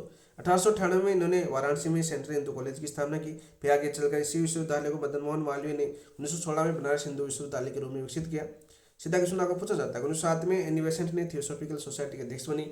1917 में कांग्रेस की राष्ट्रीय अध्यक्ष बनी और आपकी 1933 में इनकी मृत्यु हो गई। तो A B C D right answer हो जाएगा, ऑप्शन नंबर एक। नेक्स्ट क्वेश्चन की बात करते हैं दोस्तों। नेक्स्ट क्वेश्चन क्या है आपका? देव समाज की स्थापना कहाँ और कब हुई थी? देखो सीधे सीधे क्वेश्चन आपके, देव समाज की स्थापना कहाँ और कब हुई थी? लाहौर के अंदर हुई थी 1887 के अंदर, मद्रास में 1885 में, बम्बई 1890 के अंदर और इलाहाबाद 1880 के अंदर। तो राइट आंसर हो जाएगा दोस्तों आपके लाहौर में हुई थी 1887 के अंदर। ऑप्शन नंबर एक आपका राइट आंसर हो जाएगा। ऑप्शन नंबर एक आपका राइट आंसर हो जाएगा। और संस्थापक कौन थे दोस्तों इसके? संस्थापक की बात करें दोस्तों, संस्थापक कौन थे? संस्थापक थे आपके शिव नारायण अग्निहोत्री। शिव नारायण अग्निहोत्री इसके संस्थापक थे। सीधा सीधा क्वेश्चन आपका पूछा जा सकता है। नेक्स्ट क्वेश्चन की बात करें, धर्म सभा के संस्थापक कौन थे? यानी धर्म सभा के संस्थापक कौन थे? शिव नारायण अग्निहोत्री थे दोस्तों। अग्निहोत्री, राजा राधाकांत देव, गोपाल कृष्ण गोखले या नारायण मल्हार जोशी। तो राइट आंसर क्या हो जाएगा दोस्तों? धर्म सभा के संस्थापक थे राजा राधाकांत देव। ऑप्शन नंबर दो आपका राइट आंसर हो जाएगा। क्या जाएगा दोस्तों आपका? ऑप्शन नंबर दो। धर्म सभा की स्थापना कब हुई थी दोस्तों? सबसे पहले स्थापना पूछे तो स्थापना हुई थी 1830 के अंदर। कब हुई थी? 1830 के अंदर हुई थी। कहाँ पर हुई थी? तो वो हुई थी दोस्तों आपके बंगाल के अंदर। कहाँ पर होती है दोस्तों? आपके बंगाल के अंदर होती है। ऑप्शन नंबर दो आपका राइट आंसर। धर्म सभा का मुख्य उद्देश्य क्या था दोस्तों? आपको उद्देश्य पूछे सती प्रथा का समर्थन। इन्होंने सती प्रथा का समर्थन किया था दोस्तों। ये चीजें याद होनी चाहिए आपकी। देखो सती प्रथा का विरोध किसने किया, सती प्रथा का समर्थन कौन कौन संस्था ने किया था? तो धर्म सभा ने किया था। ऑप्शन नंबर दो आपका राइट आंसर है। नेक्स्ट क्वेश्चन बात करते हैं, भारत सेवा संघ की स्थापना किस वर्ष और स्थान पर हुई थी? किस स्थान पर हुई थी? इस प्रकार क्वेश्चन बना अपना। 1905 मुंबई के अंदर, 1914 इलाहाबाद के अंदर, 1921 मुंबई के अंदर या 1887 लाहौर के अंदर। तो भारत सेवा संघ की बात करें दोस्तों, भारत सेवा संघ की स्थापना हुई थी आपकी 1905 के अंदर। कहाँ पर? मुंबई के अंदर। कहाँ पर हुई थी? 1905 में मुंबई के अंदर हुई थी। और संस्थापक कौन थे दोस्तों इसके? संस्थापक की बात करें, संस्थापक का नाम याद होना चाहिए आपको, वो थे गोपाल कृष्ण गोखले। गोपाल कृष्ण गोखले थे। सीधा क्वेश्चन आपका पूछा जा सकता है। नेक्स्ट क्वेश्चन की बात करते हैं दोस्तों। नेक्स्ट क्वेश्चन क्या है, सामाजिक सेवा संघ के संस्थापक कौन थे? सामाजिक सेवा संघ के संस्थापक कौन थे? गोपाल कृष्ण गोखले, नारायण मल्हार जोशी, हृदयनाथ कुंजरू, राजा शाकांत देव। तो सामाजिक सेवा संघ के संस्थापक थे दोस्तों आपके नारायण मल्हार जोशी। ऑप्शन नंबर दो आपका राइट आंसर हो जाएगा। क्या हो जाएगा दोस्तों आपका? ऑप्शन नंबर दो आपका राइट आंसर हो जाएगा। इसकी स्थापना कब हुई थी दोस्तों? सामाजिक सेवा संघ की बात करें, इसकी स्थापना की बात करते हैं सबसे पहले। तो स्थापना हुई थी दोस्तों 1921 के अंदर। तो हुई थी 1921 के अंदर। कहाँ पर हुई थी दोस्तों आपकी? बम्बई के अंदर। किसके द्वारा की गई थी दोस्तों आपकी? नारायण मल्हार जोशी द्वारा। किसके द्वारा की गई थी? नारायण मल्हार जोशी द्वारा की गई थी। ऑप्शन नंबर दो आपका राइट आंसर हो जाएगा। नेक्स्ट क्वेश्चन की बात करते हैं आपकी, सेवा समिति की स्थापना और संस्थापक सही जोड़ा है कौन सा है? भाई सेवा समिति है, उसकी स्थापना कब हुई थी और इसका संस्थापक का सही जोड़ा की बात हमें चयन करना है। 1914 में हृदयनाथ कुंजरू ने, 1921 में नारायण मल्हार जोशी ने, 1905 में गोपाल कृष्ण गोखले ने, 1887 में शिव नारायण अग्निहोत्री ने। बताओ, तो राइट आंसर हो जाएगा दोस्तों ऑप्शन नंबर एक। राइट आंसर क्या हो जाएगा दोस्तों? ऑप्शन नंबर एक आपका राइट आंसर हो जाएगा। सेवा समिति की स्थापना हुई थी 1914 में, हृदयनाथ कुंजरू द्वारा की गई थी। सीधा क्वेश्चन पूछा जाता है। वो कहाँ पर की गई थी दोस्तों? आपके इलाहाबाद के अंदर। कहाँ पर होती है स्थापना? ये इलाहाबाद के अंदर ही स्थापना हुई थी। 1921 में नारायण मल्हार जोशी की बात करें दोस्तों, तो इन्होंने किसकी स्थापना की थी? सामाजिक सेवा संघ की। सामाजिक सेवा संघ की स्थापना की थी। संघ की स्थापना की थी। सीधा क्वेश्चन आपको पूछा जा सकता है। 1905 में गोपाल कृष्ण गोखले की थी। 1905 में गोपाल कृष्ण गोखले ने किसकी स्थापना की थी मुंबई के अंदर? भारत सेवा संघ की, भारत सेवा संघ की स्थापना की थी। सीधा क्वेश्चन आपका पूछा जा सकता है। शिवनारायण अग्निहोत्री की बात करें दोस्तों, शिवनारायण अग्निहोत्री ने देव समाज की स्थापना की थी। देव समाज की स्थापना 1883 के अंदर कहाँ पर की थी दोस्तों? लाहौर के अंदर। कहाँ पर की थी? लाहौर के अंदर ये स्थापना की थी। सीधा क्वेश्चन आपका पूछा जा सकता है। तो राइट आंसर हो जाएगा ऑप्शन नंबर 1 आपका राइट आंसर। इसके अलावा एक और इंपॉर्टेंट आता है जो आपकी राजस्थान के संदर्भ में भी पूछा जाता है, बहुत बार पूछा गया है, भील सेवा मंडल की स्थापना। भील सेवा मंडल की बात कर लेते हैं दोस्तों। भील सेवा मंडल की स्थापना 1922 में हुई थी। स्थापना कब हुई थी आपकी? 1922 में। कहाँ पर हुई थी दोस्तों? आपकी बंबई के अंदर।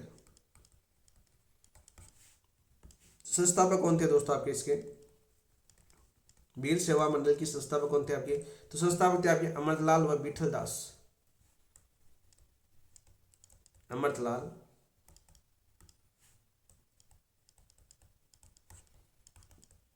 वो आपके विठल दास,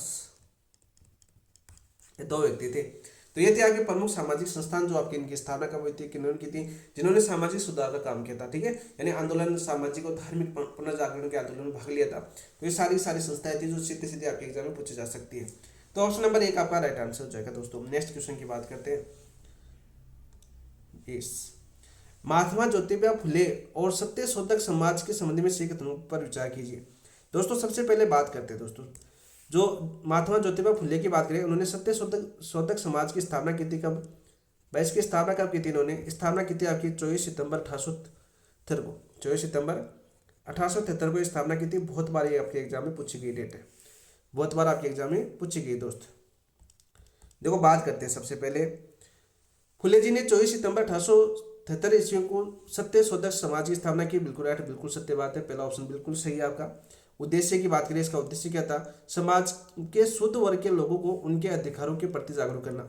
जो समाज के शुद्ध वर्ग के लोगों को उनके अधिकारों के प्रति जागरूक करना ही सत्य शोधक समाज का प्रमुख उद्देश्य था, जिसकी स्थापना महात्मा ज्योतिबा फुले ने की थी। सीधा क्वेश्चन आपका पूछा जाता है। ठीक है, बिल्कुल उद्देश्य क्वेश्चन आपका पूछ लिया जाता है। फुले ने ब्राह्मणवाद का विरोध करते हुए हिंदू कानूनों को मानने से इनकार किया। ठीक है, इन्होंने मनुस्मृति को भी फाड़ दिया था दोस्तों। फुले जी ने ब्राह्मणवाद का विरोध करते हुए हिंदू कानूनों को मानने से इनकार किया और मयूर सही की प्रतियों को सार्वजनिक रूप से जला दिया गया। ठीक है, सार्वजनिक रूप से जला दिया। सीधा सीधा क्वेश्चन आपका पूछा जाता है। मनु संहिता की बात कर रहा है, मनु संहिता या मनुस्मृति हम जो बोलते हैं उसको जला भी दिया था इन्होंने दोस्तों। सीधा क्वेश्चन आपको पूछा जाता है, मनु संहिता को सार्वजनिक रूप से जला दिया गया। सही गुट की बात करें तो पहला, दूसरा, तीसरा सभी सही है। तो ऑप्शन नंबर 4 आपका राइट आंसर हो जाएगा। ऑप्शन नंबर 4 आपका राइट आंसर हो जाएगा। इन्हें वीर सावरकर ने क्रांतिकारी समाज सुधारक कहा है। क्रांतिकारी समाज सुधारक, समाज सुधारक की बात करें तो ये किसने कहा है दोस्तों? आपके वीडी सावरकर ने, सावरकर ने कहा है। किनको कहा है दोस्तों? आपके महात्मा ज्योतिबा फुले को कहा है दोस्तों। नेक्स्ट क्वेश्चन की बात करते हैं दोस्तों। नेक्स्ट क्वेश्चन क्या आपका? महात्मा ज्योतिबा फुले का ग्रंथ है गुलामगिरी। देखो बहुत बार क्वेश्चन पूछा गया है कि महात्मा ज्योतिबा फुले का ग्रंथ कौन सा है, तो उसका नाम है दोस्तों आपकी गुलामगिरी। क्या नाम है आपका? गुलामगिरी उसका नाम है। किस वर्ष लिखा गया और इसके लिए किसके लिए समर्पित था? यानी जो ग्रंथ लिखा गया था गुलामगिरी वो किस वर्ष लिखा गया था और किसके लिए समर्पित किया गया? 1873 में लिखा गया और 10 गुलामों के लिए था। 1873 में राजा या रजवाड़ों के लिए, 1880 ईस्वी में ब्रिटिश सरकार के लिए था, 1870 ईस्वी में शिक्षकों के लिए था। दोस्तों आपके महात्मा ज्योतिबा फुले का ग्रंथ था आपका गुलामगिरी, ये 1873 में लिखा गया था। कब लिखा गया था दोस्तों? आपके 1873 में लिखा गया था और 10 और गुलामों के लिए लिखा गया था। तो ऑप्शन नंबर 1 आपका राइट आंसर है। किनके समर्पित था दोस्तों? आपके 10 और गुलामों को ये समर्पित था। सीधा क्वेश्चन आपको पूछा गया। इसे अमेरिका में गुलामों को मुक्ति दिलाने के लिए संघर्ष करने वाले लोगों को समर्पित किया गया था। ठीक है, सीधा क्वेश्चन आपका पूछा जाता है। नेक्स्ट क्वेश्चन की बात करते हैं दोस्तों। नेक्स्ट क्वेश्चन की बात करें, नेक्स्ट क्वेश्चन क्या आपका? ईश्वर चंद्र विद्यासागर की पत्नी का नाम क्या था? ईश्वर चंद्र विद्यासागर है, उनकी पत्नी का नाम क्या था दोस्तों? आपके दिव्यानी देवी, भगवती देवी, सुमित्रा देवी, या बात करें आपके राधा देवी। तो राइट आंसर क्या हो जाएगा दोस्तों आपका? ऑप्शन नंबर 1 दिव्यानी देवी। क्या नाम था आपका? ऑप्शन नंबर 1 आपका राइट आंसर हो जाएगा। भगवती देवी इनकी माता का जी का नाम था। किनके नाम था इनका? विद्यासागर। ईश्वर चंद्र जी की विद्यासागर जो माता जी का नाम क्या था आपका? भगवती देवी था। सीधा क्वेश्चन आपको पूछा जाता है।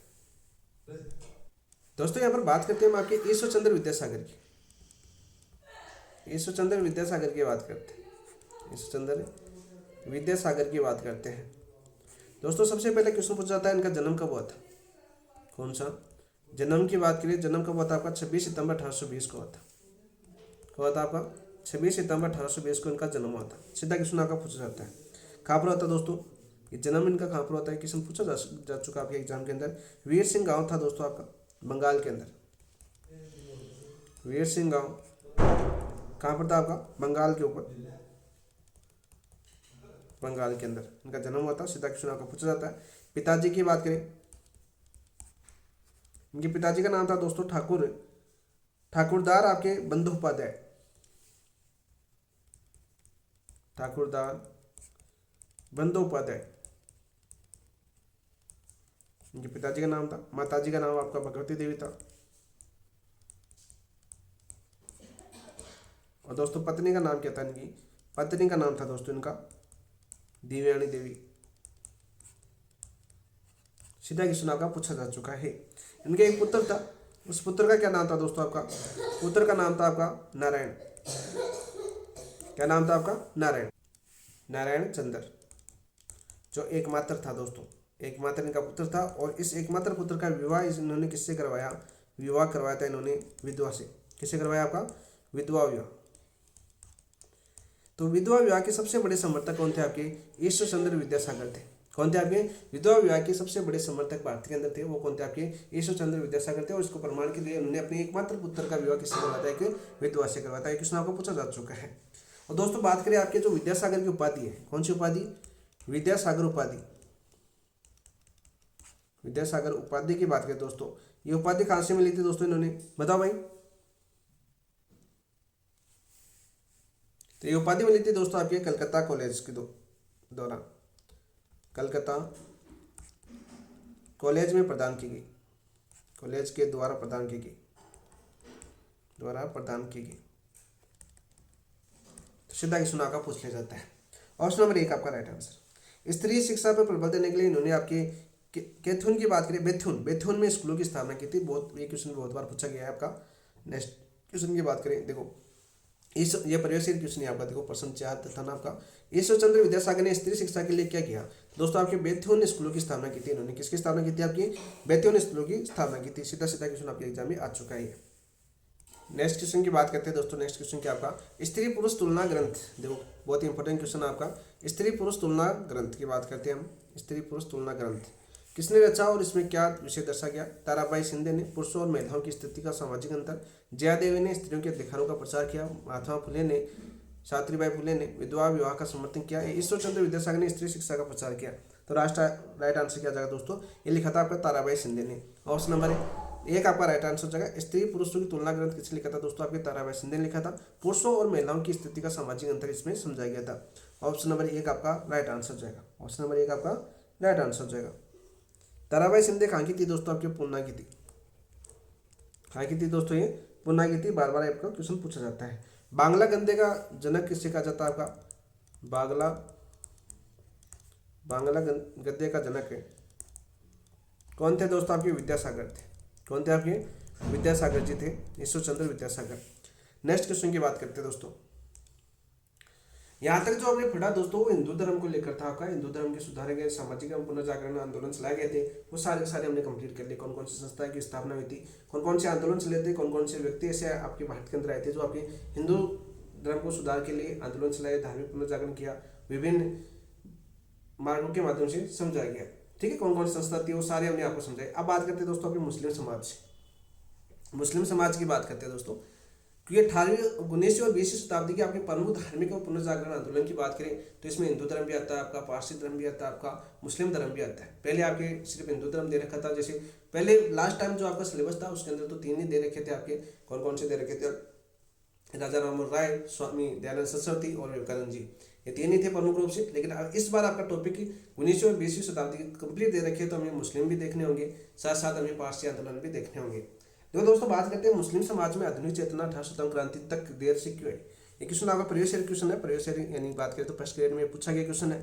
क्योंकि 18 शतम क्रांति तक वो अपने आप को शासक मानते थे, आपने इस चीज़ें सुनी होगी, जब आपने भी पढ़ा होगा, टीचर वगैरह बताए होंगे, तो वो क्या मानते थे, मुस्लिम अपने आप को शासक मानते थे, ठीक है, राजा मानते थे। लेकिन मुसलमानों ने स्वयं को शासक समझा और राजनीतिक सत्ता को अंग्रेजों द्वारा छीन ली गई। तब जाके इन्होंने 1857 क्रांति में, 1857 क्रांति के दौरान, 1857 से पहले जो अंग्रेजों द्वारा क्या कर लिया गया, मुस्लिम उससे आपकी उनकी जागीरें वगैरह छीन ली गई थी, ठीक है। जैसे बहादुर शाह जफर की बात करें तो उनको बोला गया था ये अंतिम बादशाह होगा। इसके बाद में बादशाह की उपाधि नहीं लगी। डेलहौजी आए थे, कैनिंग आए थे कि दिल्ली के एक छोटे डेलहौजी ने उन्होंने बाहर निकालने का प्लान किया था कि जो लाल किले है उससे बाहर कर दिल्ली के किसी कोने या मकान में रहेंगे। ये डेलहौजी की रणनीति थी। ये चीज़ें हमने किया था 1857 क्रांति के अंदर, मैंने आपको ये चीज़ें बताई थी, आपको याद आ रही होगी। जैसे मैं बातें करता हूँ तो वो चीज़ें मैं पहले के टॉपिक से कनेक्ट करके आपको बताता हूँ। तो राइट आंसर क्या हो जाएगा दोस्तों, मुसलमानों ने स्वयं को शासक समझा और राजनीतिक सत्ता अंग्रेजों द्वारा छीन ली गई, तब जाके इन्हें राजनीतिक चेतना देनी चाहिए दोस्तों, ठीक है। तो ऑप्शन नंबर 1 आपका राइट आंसर हो जाएगा। क्योंकि BIC की बात करें, ब्रिटिश ईस्ट इंडिया कंपनी की बात करें, क्रांति के समय मुस्लिम दमनात्मक कदम उठाए गए, यानी मुस्लिमों को 1857 क्रांति के दौरान बहुत दबाया गया था, ठीक है। राजनीतिक सत्ता अंग्रेजों द्वारा छीन ली गई। 19वीं शताब्दी में समाज में बुद्धिजीवी वर्ग का उदय हुआ था। भाई बात करें, सीधा क्वेश्चन पूछे कि मुस्लिम समाज में बुद्धिजीवी नेताओं का उदय कब हुआ, 19वीं शताब्दी के अंदर हुआ था। कब, 19वीं शताब्दी के अंदर क्वेश्चन पूछा जा सकता है। तो ऑप्शन नंबर 1 आपका राइट आंसर हो जाएगा। नेक्स्ट क्वेश्चन की बात करें, देखो, सैयद अहमद खां के जीवन की घटनाओं को के अनुसार सही विकल्प चुनिए। बहुत ही इंपॉर्टेंट क्वेश्चन है। और मुस्लिम समाज के लिए बात करें तो सबसे पहले चेतना यानी जागृति का काम किसने किया था, आपके सैयद अहमद खान ने किया था। किसने, सैयद अहमद खान ने किया था। देखो बात करें, सैयद अहमद खान का जन्म 1817 ईस्वी में दिल्ली के अंदर हुआ, बिल्कुल राइट। सैयद अहमद खान का जन्म कब हुआ, 1817 में हुआ। कहाँ पर हुआ था दोस्तों, दिल्ली के अंदर हुआ था, बिल्कुल राइट। 1839 में आगरा में क्लर्क के रूप में कार्य किया। 1819 में ये आगरा के अंदर किसके रूप में कार्य किया, इन्होंने क्लर्क के रूप में कार्य किया। 1857 क्रांति के समय बिजनौर में क्लर्क पद पर थे। 1857 क्रांति के समय वह अंग्रेजी सत्ता में बिजनौर में एक क्या थे, क्लर्क पद पर थे। कौन, आपके सैयद अहमद खान। नौकरियों में सबसे ज्यादा मुस्लिम थे उस समय। 1869 में इंग्लैंड गए और पाश्चात्य संस्कृति से परिचित हुए। इंग्लैंड गए और किससे संबंधित हुए दोस्तों, आपके पाश्चात्य संस्कृति से परिचित हुए, बिल्कुल राइट। तो घटनाओं की बात करें तो सारे क्रम से गठित है। तो राइट आंसर भी क्या हो जाएगा, उपरोक्त सभी, ऑप्शन नंबर 4 आपका राइट आंसर हो जाएगा। क्या हो जाएगा दोस्तों, आपका उपरोक्त सभी आपका राइट आंसर हो जाएगा। तो यहाँ से कालानुक्रम प्रश्न भी पूछे तो 1817 में इनका जन्म हुआ दिल्ली के अंदर। 1839 में आगरा में क्लर्क के रूप में काम किया। 1857 में क्रांति के समय बिजनौर में क्लर्क पद पर थे। कौन, आपके सैयद अहमद खां। और 1869 में इंग्लैंड चले गए थे और वहाँ पर जाके पाश्चात्य संस्कृति से परिचित हुए। तो उपरोक्त सभी आपका राइट आंसर हो जाएगा। ये उनके जीवन में घटित घटनाओं के बारे में बात करें। नेक्स्ट बात करते हैं दोस्तों, नेक्स्ट क्वेश्चन की। सैयद अहमद खान ने 1864 में कौन सी संस्था स्थापित की और उसका उद्देश्य क्या था। कौन सी संस्था की स्थापना की और इसका उद्देश्य क्या था दोस्तों। साइंटिफिक सोसाइटी, अंग्रेजी पुस्तकों का उर्दू में अनुवाद कर पाश्चात्य शिक्षा का प्रचार करना। अलीगढ़ कॉलेज, केवल धार्मिक शिक्षा देना। इंडियन मुसलमान सोसाइटी, सामाजिक अनुष्ठानों का प्रचार। मुस्लिम महिला संस्था, स्त्रियों की शिक्षा पर ध्यान देना। तो राइट आंसर क्या हो जाएगा दोस्तों, इन्होंने साइंटिफिक सोसाइटी की स्थापना की थी और इसका मुख्य उद्देश्य था अंग्रेजी पुस्तकों का उर्दू में अनुवाद कर पाश्चात्य शिक्षा का प्रचार करना। ऑप्शन नंबर 1 आपका राइट आंसर हो जाएगा। ऑप्शन नंबर 1 आपका राइट आंसर हो जाएगा। सीधा क्वेश्चन आपका पूछा जाता है।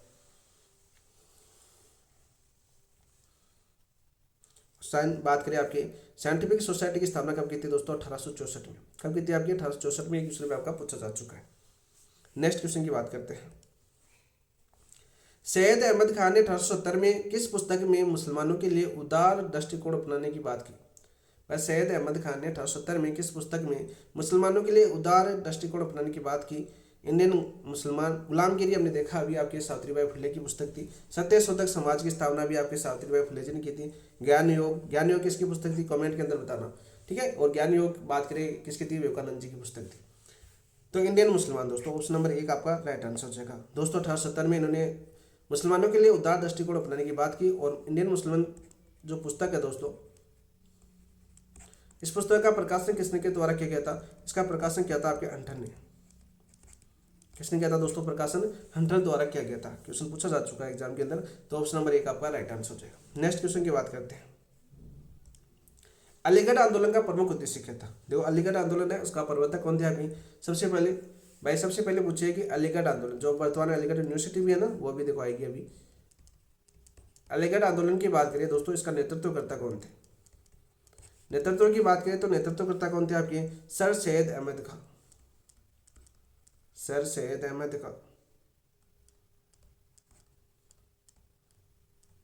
खां थे।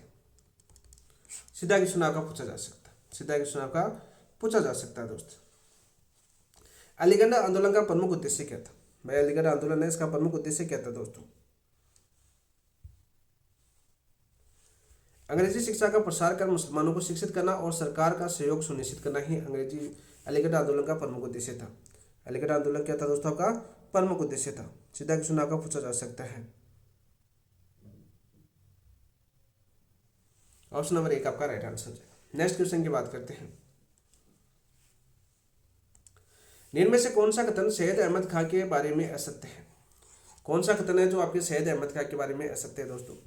बताओ भाई। सैयद अहमद खान ने इस्लाम धर्म में व्याप्त कुरीतियों को और पीर मुरीद प्रथा को समाप्त करने का प्रयास किया। बिल्कुल राइट। जो सैयद अहमद खान है, इन्होंने इस्लाम धर्म यानी मुस्लिम धर्म की बात करें, व्याप्त कुरीतियों एवं पीर मुरीद प्रथा को समाप्त करने का प्रयास किया। बिल्कुल राइट। पहला कथन आपका बिल्कुल सत्य है। उन्होंने 1886 में मोहम्मडन एजुकेशन सोसाइटी की स्थापना की, यानी एजुकेशन कांग्रेस की स्थापना की। बिल्कुल राइट। कब की थी? 1886 के अंदर। कब की थी दोस्तों? आपकी 1886 के अंदर की थी। बिल्कुल सत्य है। उन्होंने 1887 में कांग्रेस के 30वें अधिवेशन की अध्यक्षता स्वयं की। यह गलत हो जाएगा दोस्तों। इन्होंने कांग्रेस के 30वें अधिवेशन की अध्यक्षता इन्होंने नहीं की, तो यह गलत हो जाएगा दोस्तों। सैयद अहमद खान ने यूनाइटेड इंडिया पेट्रिक एसोसिएशन की स्थापना की। बिल्कुल राइट। यह भी बिल्कुल सत्य है दोस्तों। तो ऑप्शन नंबर 3 आपका असत्य हो जाएगा। अब दोस्तों हमने ये असत्य कथन पूछा है, इसमें देखो 1887 कांग्रेस के 30वें अधिवेशन की अध्यक्षता स्वयं की, गलत हो रहा है। 30वें अधिवेशन की अध्यक्षता किसने की थी दोस्तों? ये की थी आपकी 30वें अधिवेशन की अध्यक्षता आपके बदरुद्दीन आपके तैयब जी। किसने की थी दोस्तों? आपके बदरुद्दीन तैयब जी ने की थी।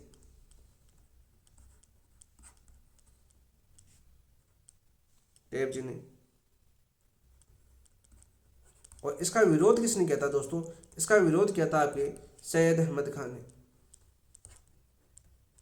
अहमद खान ने इसका विरोध किया था, तो इसलिए इंपॉर्टेंट बन जाता है दोस्तों। सीधा क्वेश्चन आपका पूछा जा सकता है, एग्जाम के अंदर भी आ सकता है दोस्तों। सैयद अहमद खान ने यूनाइटेड इंडिया पेट्रिक एसोसिएशन की स्थापना की थी।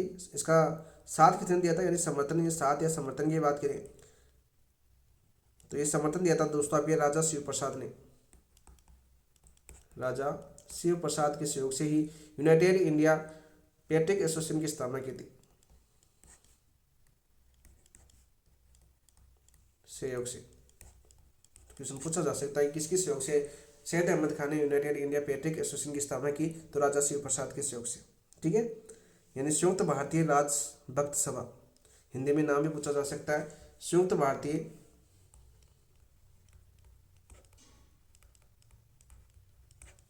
राजभक्त सभा।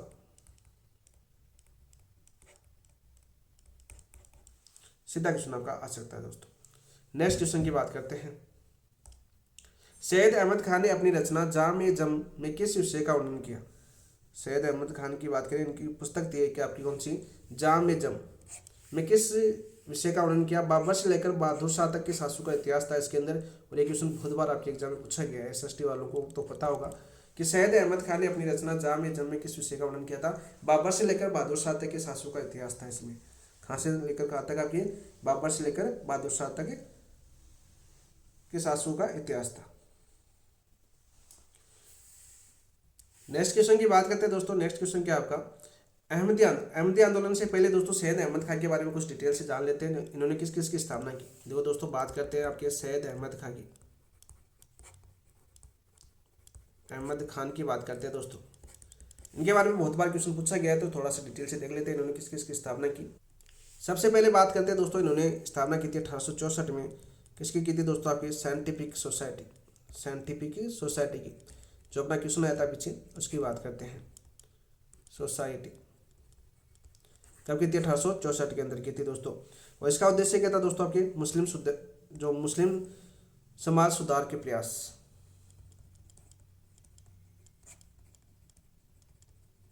सुधार का प्रयास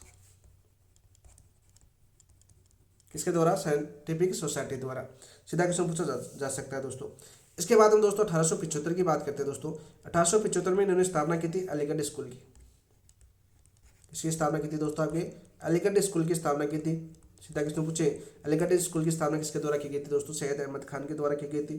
1878 में बात करें इसका नाम क्या रखा गया। फिर 1878 में कॉलेज बनाया गया,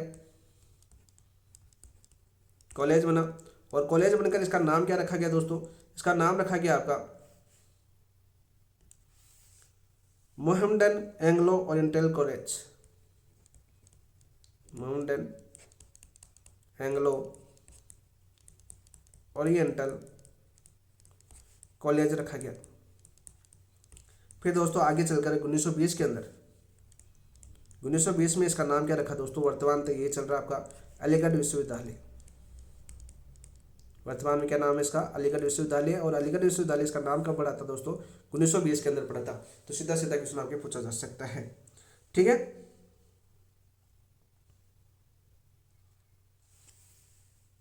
इसके अलावा इन्होंने एक पत्रिका का प्रकाशन किया था। पत्रिका की बात करें दोस्तों, कौन सी पत्रिका का प्रकाशन किया था इन्होंने, तहजीब उल अखलाज, अखलाज ये पत्रिका थी दोस्तों। इसके माध्यम से सामाजिक यानी मुस्लिमों के समाज सुधार का प्रमुख कार्य किया दोस्तों।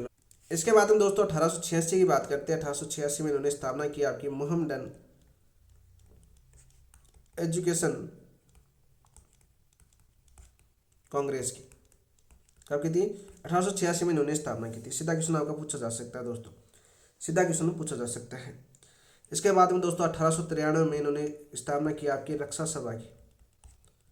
किसकी स्थापना की दोस्तों, रक्षा सभा की। और ये इसका मुख्य उद्देश्य था उत्तर भारत की मुस्लिम एंग्लो ओरिएंटल रक्षा सभा की स्थापना की थी इन्होंने, उत्तर भारत के मुस्लिमों को सुधार करना, उत्तर भारत के मुस्लिमों की सुधार के लिए कौन सी सभा की स्थापना की थी, अभी रक्षा सभा की स्थापना की थी। सीधा क्वेश्चन पूछा जा सकता है। 1888 में इन्होंने एक भाषण दिया था दोस्तों, 1888 में भाषण दिया था। उस भाषण में इन्होंने एक कथन बोला था, वो कथन आके एग्जाम पूछा जा सकता है। हिंदू और मुसलमान न केवल अलग राष्ट्र है अपितु विरोधी राष्ट्र है। हिंदू मुस्लिम न केवल अलग राष्ट्र है अपितु विरोधी राष्ट्र है। और सही है बात, आज भी हम विरोधी राष्ट्र है भाई। भावना कैसी है आपकी, अभी अभी की विरोधी राष्ट्र है, क्योंकि जब तक आपकी भावना है, जब तक इनमें सुधार नहीं होता, अभी भी सुधार नहीं है बहुत सी चीज़ों के अंदर। गाँव के अंदर देखा होगा, शहरों के अंदर भी है भाई दोस्तों, ऐसी बात नहीं है। आप जब फील्ड के अंदर उतरते हो तो इन चीज़ों का पता चलता है। वर्तमान में भी अभी तक सुधरे नहीं है।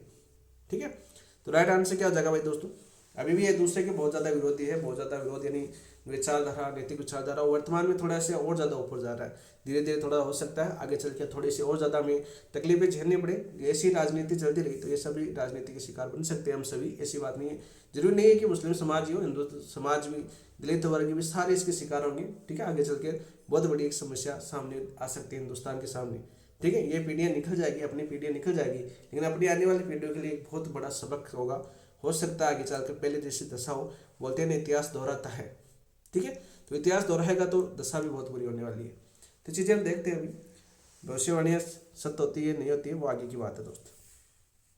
नेक्स्ट क्वेश्चन की बात करें तो दोस्तों हम आपके अहमदी आंदोलन की स्थापना किसने की थी, भाई बताओ भाई, अहमदी आंदोलन की स्थापना किसने की थी, मिर्जा गुलाम अहमद ने की थी। तो ऑप्शन नंबर 1 आपका राइट आंसर हो जाएगा। कब की थी दोस्तों इसकी स्थापना, इसकी स्थापना हुई थी आपकी 1889 ईस्वी में। कब हुई थी आपकी, 1889 ईस्वी में हुई थी। ठीक है, ये कहाँ से चला था दोस्तों, आपके पंजाब के गुरदासपुर जिले से कादियान नामक स्थान से किया, तो ऐसे कादियानी आंदोलन भी कहा जाता है। प्रारंभ की बात करें दोस्तों, ये प्रारंभ कहाँ से होता है आपका, गुरदासपुर जिले की कौन से आपकी, कादियान से, कादियान से। और ये कहाँ पर है दोस्तों, आपके पंजाब के अंदर। तो इसी कारण कादियान से शुरू हुआ तो दोस्तों इसको क्या बोला जाता है, आपका कादियानी आंदोलन भी बोला जाता है, कादियानी आंदोलन भी बोला जाता है। सीधा क्वेश्चन आपका पूछा जाता है। ठीक है, उद्देश्य क्या था दोस्तों इसका, उद्देश्य था इस्लाम के सच्चे स्वरूप की पुनः स्थापना, इस्लाम के सच्चे स्वरूप की पुनः स्थापना, पुनः स्थापना। नेक्स्ट क्वेश्चन की बात करते हैं दोस्तों, मिर्जा गुलाम अहमद ने अपनी पुस्तक, ये पुस्तक की याद कर लेना, मिर्जा गुलाम अहमद की एक पुस्तक थी आपकी बहरीन ए अहमदिया। कौन सी आपकी? बहरीन ए अहमदिया में क्या वर्णित है दोस्तों? तो सीधा क्वेश्चन पूछिए, अहमदिया आंदोलन के सिद्धांत और उद्देश्य वर्णित है, तो ऑप्शन नंबर 1 आपका राइट आंसर हो जाएगा। ऑप्शन नंबर 1 आपका राइट आंसर हो जाएगा। गुलाम अहमद ने अपने आप को पुनः जागरण का जनक अगर दोस्त तो वह ध्वजाधारी का है। अहमद साहब की बात करें, इन्होंने अपने आप को यानी खुद ही, ठीक है, किसी ने इनको ये उपाधि नहीं दी, खुद ने कहा, इन्होंने अपने आप को पुनः जागरण का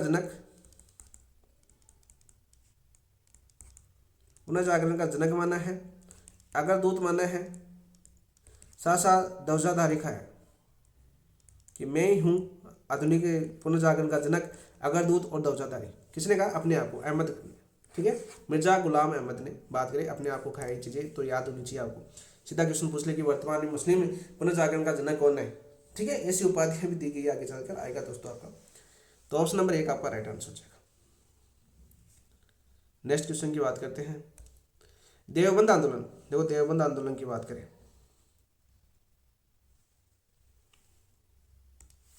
मुसलमानों ने कुरान और हदीस की शुद्ध शिक्षा देना और विदेशी शासक के खिलाफ जिहाद की भावना जागृत करना ही देवबंद आंदोलन का मुख्य उद्देश्य था, तो ऑप्शन नंबर 1 आपका राइट आंसर हो जाएगा। सीधा क्वेश्चन पूछ लिया कि मुस्लिमों के अंदर देवबंद आंदोलन का मुख्य उद्देश्य क्या था, तो मुसलमानों में कुरान और हदीस की शुद्ध शिक्षा देना और विदेशी शासन के खिलाफ जिहाद की भावना जागृत करना ही मुख्य उद्देश्य था, तो ऑप्शन नंबर 1 आपका राइट आंसर हो जाएगा। नेक्स्ट क्वेश्चन की बात करते हैं दोस्तों, इनमें से कौन सा कथन वहाबी आंदोलन के बारे में असत्य है? वहाबी आंदोलन की बात करते हैं दोस्तों, ये भी मुस्लिमों के साथ ही था। देखो दोस्तों, हमने पहला देखा, हमने सैयद अहमद देखा, दूसरा अहमदिया आंदोलन देखा, तीसरा देवबंद आंदोलन देखा, चौथा आपका वहाबी आंदोलन है। बहुत ही इंपॉर्टेंट है, यहाँ से क्वेश्चन पूछा जाता है आपका। तो बहुत बार क्वेश्चन पूछा गया है कि वहाबी आंदोलन का मुख्य केंद्र पटना था। पटना कौन सा? बिहार वाला आपका। तो बिल्कुल सत्य, बहुत बार आपके एग्जाम में पूछा गया है कि वहाबी आंदोलन का प्रमुख केंद्र कौन सा था, तो वो था आपका पटना। इसका उद्देश्य भारत में ब्रिटिश पाश्चात्य शिक्षा और संस्कृति के विरुद्ध मुसलमानों में इस्लाम की शुद्धता कायम करना था। बिल्कुल राइट, पुनः जागरण का इसका भावना था, इस्लाम की शुद्धता पुनः कायम करना था। किसका उद्देश्य? वहाबी आंदोलन का। बिल्कुल राइट। सैयद अहमद बरेलवी, देखो ये नाम याद करना दोस्तों, सैयद अहमद बरेलवी ने अनुयायियों को शस्त्रधारी बनाने और सैनिक के रूप में प्रशिक्षण दिया। सीधा क्वेश्चन पूछा जा सकता है कि वहाबी आंदोलन के दौरान अनुयायियों को शस्त्रधारी बनाने और सैनिक के रूप में प्रशिक्षित किसने किया था? वो किया था दोस्तों आपके सैयद अहमद बरेलवी ने। किसने किया था? आपके सैयद अहमद बरेलवी ने। वहाबी आंदोलन का मुख्य उद्देश्य हिंदू समाज सुधार करना था। नहीं दोस्तों, आपका मुस्लिम समाज को सुधारना था, तो ये आपका धार्मिक आंदोलन था एक तरह से। तो ऑप्शन नंबर 4 आपका राइट आंसर हो जाएगा। नेक्स्ट क्वेश्चन की बात करते हैं, ये दोस्तों आपका पारसी आंदोलन आ गया आपका। इनमें से कौन से पारसी धर्म सुधार आंदोलन के बारे में सही है? पारसी सुधार आंदोलन के बारे में सही है दोस्तों आपका, पारसी धर्म सुधार का श्रेय दादा भाई नौरोजी को जाता है। किसको जाता है दोस्तों? आपके दादा भाई नौरोजी को जाता है। बिल्कुल राइट। रेणुगाय भजड्यासन सभा की स्थापना रहनुताई आपका रहनुमा, ठीक है, रहनुमाई था ये आपका। मजदयासन था आपका, मजदयासन, ये हिंदी में हो सकता है लिखने में मिस्टेक है आपका। मजदयासन सभा की स्थापना कब हुई दोस्तों? 1951 में हुई थी क्या? बताओ भाई दोस्तों, 1951 नहीं है दोस्तों, 1851 में हुई थी। तो ये गलत हो जाएगा। कब हुई थी आपकी? 1851 में हुई थी। उद्देश्य पारसी धर्म को प्राचीन भव्यता दिलाना और सामाजिक उत्थान करना। बिल्कुल राइट। तो 1 और 3 आपका सही है, तो ऑप्शन नंबर 1। दूसरा गलत हो जाएगा दोस्तों। इस पारसी धर्म सुधार के लिए किस सभा की स्थापना हुई थी? उस सभा का नाम था आपका रहनुमाई मजदयासन। 1851 के अंदर किसके द्वारा? दादा भाई नौरोजी द्वारा इसकी स्थापना की गई थी। सीधा क्वेश्चन पूछा जा सकता है। ऑप्शन नंबर 1 आपका राइट आंसर। नेक्स्ट क्वेश्चन की बात करते हैं दोस्तों, सती प्रथा को सर्वप्रथम किसने निषेध किया और कब किया? तो सती प्रथा को सर्वप्रथम किसने निषेध किया था दोस्तों? आपके राजा राममोहन राय ने किया था। कब? आपके 1829 में बंगाल के अंदर। ठीक है, बिल्कुल राइट। ऑप्शन नंबर 1 आपका राइट आंसर हो जाएगा। ठीक है, कौन थे आपके? विलियम बेंटिंग थे आपके। राजा राममोहन राय से विलियम बेंटिंग के प्रयासों से ये किया गया था। ठीक है, सीधा क्वेश्चन पूछा जाता है आपका, सीधा क्वेश्चन आपका पूछा जाता है। नेक्स्ट क्वेश्चन की बात करते हैं दोस्तों, कन्यावती पर किस नियम द्वारा रोक लगी? कन्यावती पर किस नियम द्वारा रोक लगी दोस्तों? आपके 1802 के नियम के द्वारा। कौन से नियम के द्वारा? 1802 के नियम के द्वारा कन्यावती पर रोक लगी। ये बात करें, नियम 4 था आपका। कौन सा 18(2) के नियम 4 से, ये भी याद कर लेना। साथ साथ राजपूतों व बंगालियों में ये प्रचलित थी, यानी अपने राजस्थान में और बंगाल के अंदर ये प्रचलित थी, कन्यावत के थे। नेक्स्ट क्वेश्चन की बात करें, सिविल मैरिज एक्ट 1872 का मुख्य उद्देश्य क्या था? सिविल मैरिज एक्ट 1872 का मुख्य उद्देश्य क्या था दोस्तों? बहुविवाह प्रथा समाप्त करना और विवाह की न्यूनतम आयु तय करना। ऑप्शन नंबर 1 आपका राइट आंसर हो जाएगा। नेक्स्ट क्वेश्चन की बात करते हैं दोस्तों। नेक्स्ट क्वेश्चन क्या अपना, शारदा अधिनियम 1929 किसके प्रयासों से पारित हुआ? हरिविलास शारदा अजमेर की थे दोस्तों ये। ऑप्शन नंबर 2 आपका राइट आंसर हो जाएगा। ये सीधे सीधे क्वेश्चन आगे पूछे गए हैं एग्जाम के अंदर। तो दोस्तों ये थे अपने मतलब 19वीं और 20वीं शताब्दी की बात करें आपके धार्मिक सुधार और पुनर्जागरण की बात करें तो आपके आंदोलन के प्रमुख आंदोलन थे, चाहे सामाजिक आंदोलन की बात करें, हिंदू धर्म को लेकर हो, चाहे मुस्लिम धर्म को लेकर हो, चाहे पारसी धर्म को लेकर हो, तो सारे हमने जितने भी इंपॉर्टेंट थे वो सारे के सारे यहाँ पर हमने करने का प्रयास किया दोस्तों। अपने बुक की बात करें, नवीनतम बुक की बात करें या आपकी हिंदी गणित अकादमी की बात करें, जो एनसीईआरटी की बात करें, वहाँ पर जितना मैटर दिया हुआ था वो सारा आपको यहाँ पर करवा दिया गया क्वेश्चनों के माध्यम से। साथ साथ आपने टेस्ट के माध्यम से आकलन भी किया होगा। बाकी हो सकता है कुछ टॉपिक रह जाए, बाकी जैसे कलाम की बुकलेट जो आपकी नवीनतम बुकलेट आएगी उसके माध्यम से कलाम का जो टेस्ट होगा ना, तो उनके ऑप्शनों के माध्यम से फिर से एक बार आपको व्याख्या करवाई जाएगी। जो आपका 1 फरवरी 2026 को आपका टेस्ट होगा, ठीक है, उसकी आपकी व्याख्या करेंगे। तो उसके साथ जो आपके क्वेश्चन पूछे जाएंगे, जो नवीनतम क्वेश्चन होंगे उनको भी हम करेंगे। अब भारतीय इतिहास की बात करें, कल हम आपका नेक्स्ट टॉपिक जो आपका बंकिम चंद्र जी है, ठीक है, उनके बारे में हम पढ़ेंगे। बहुत ही शानदार तरीके से व्यक्तित्व के क्वेश्चन आपके शुरू हो चुके हैं, तो उनका एक क्वेश्चन जितने भी क्वेश्चन बनते हैं उनके बारे में वो सारे क्वेश्चन आपको कल टेस्ट के माध्यम से भी देखने को मिलेंगे। साथ साथ अपने यूट्यूब के ऊपर भी उसका एनालिसिस भी देखने को मिलेगा। तो कल वाले टेस्ट के लिए आप ज्वाइन कर सकते हैं। टेस्ट की बात करें तो टेस्ट के लिए आप ज्वाइन कर सकते हैं, अपना ऐप डाउनलोड कीजिए। ऐप के ऊपर आप फर्स्ट ग्रेड के अंदर जाइए दोस्तों। फर्स्ट ग्रेड का यदि आप सेकंड ग्रेड तो क्या आप भारतीय इतिहास फर्स्ट ग्रेड के ही हो, तो फर्स्ट ग्रेड के देख रहे हो तो फर्स्ट ग्रेड का आप कोर्स लीजिए, वहाँ पर जाके जुड़िए, वहाँ पर अपने टॉपिक वाइज टेस्ट का माध्यम से एनालिसिस कीजिए। साथ साथ फिर आपका एक मेजर टेस्ट जो आपका साप्ताहिक टेस्ट होगा, रिवीजन टेस्ट ही होगा अपने का, क्योंकि हम 6 दिन प्रैक्टिस कर रहे हैं टेस्टों के माध्यम से। 6 दिन करूँ जिस प्रकार से कलाम की लाइब्रेरी बैच में टेस्ट होते हैं उसी प्रकार से हम टेस्ट कर रहे हैं।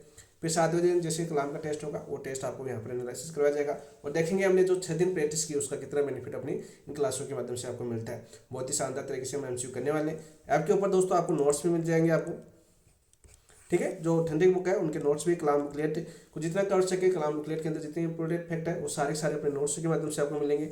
साथ साथ दोस्तों टेस्ट मिल जाए, टेस्ट के साथ आपके ऊपर आपको सोल्यूशन भी दिए जा रहे हैं, ठीक है। और ओल्ड बुक की बात करें जैसे आपके आरबीसी और एनसीईआरटी जो पुरानी बुकें हैं वगैरह, जो आपके ऑथेंटिक बुक हैं उनकी पीडीएफ भी आपको अपने इस टेस्टों के साथ ही आपको वहाँ पर बोर्ड बुक के नाम से अपना एक ऑप्शन मिलेगा, ठीक है। जैसे एलडीसी वालों में तो डाल दी गई है, एलडीसी तो कंप्लीट आपकी बुक डाल दी गई है, जो आपका 10th तक आती है वो लगभग बुकें डाल दी गई है। और फर्स्ट ग्रेड के अंदर जितनी इंपॉर्टेंट बुक है वो सारी ली जा रही है, एक जगह इकट्ठी हो रही है, उनकी पीडीएफ बन जाती है। तो पीडीएफ के साथ ही आपको वहाँ पर ऐप के माध्यम से उपलब्ध करवा दी जाएगी, जहाँ पर आप प्रिंट भी निकलवा सकते हो उनका, क्योंकि ऑथेंटिक बुक मिलना थोड़ा सा मुश्किल है। तो आप प्रिंट के माध्यम से एक पेज पर चार पेज निकाल सकते हो, तो उसके माध्यम से अपने पास हो तो आप एक बार रेटिंग मार सकते हो, तो ताकि आपको हर चीज़ का नॉलेज हो। तो ये सारी बुकें अपने इसी ऐप के ऊपर मिलने वाली है, बहुत ही शानदार तरीके से। ऐप का लिंक नीचे डिस्क्रिप्शन में दिया हुआ है। साथ साथ बहुत ही ज़्यादा शानदार तरीके से हम प्रैक्टिस करने वाले।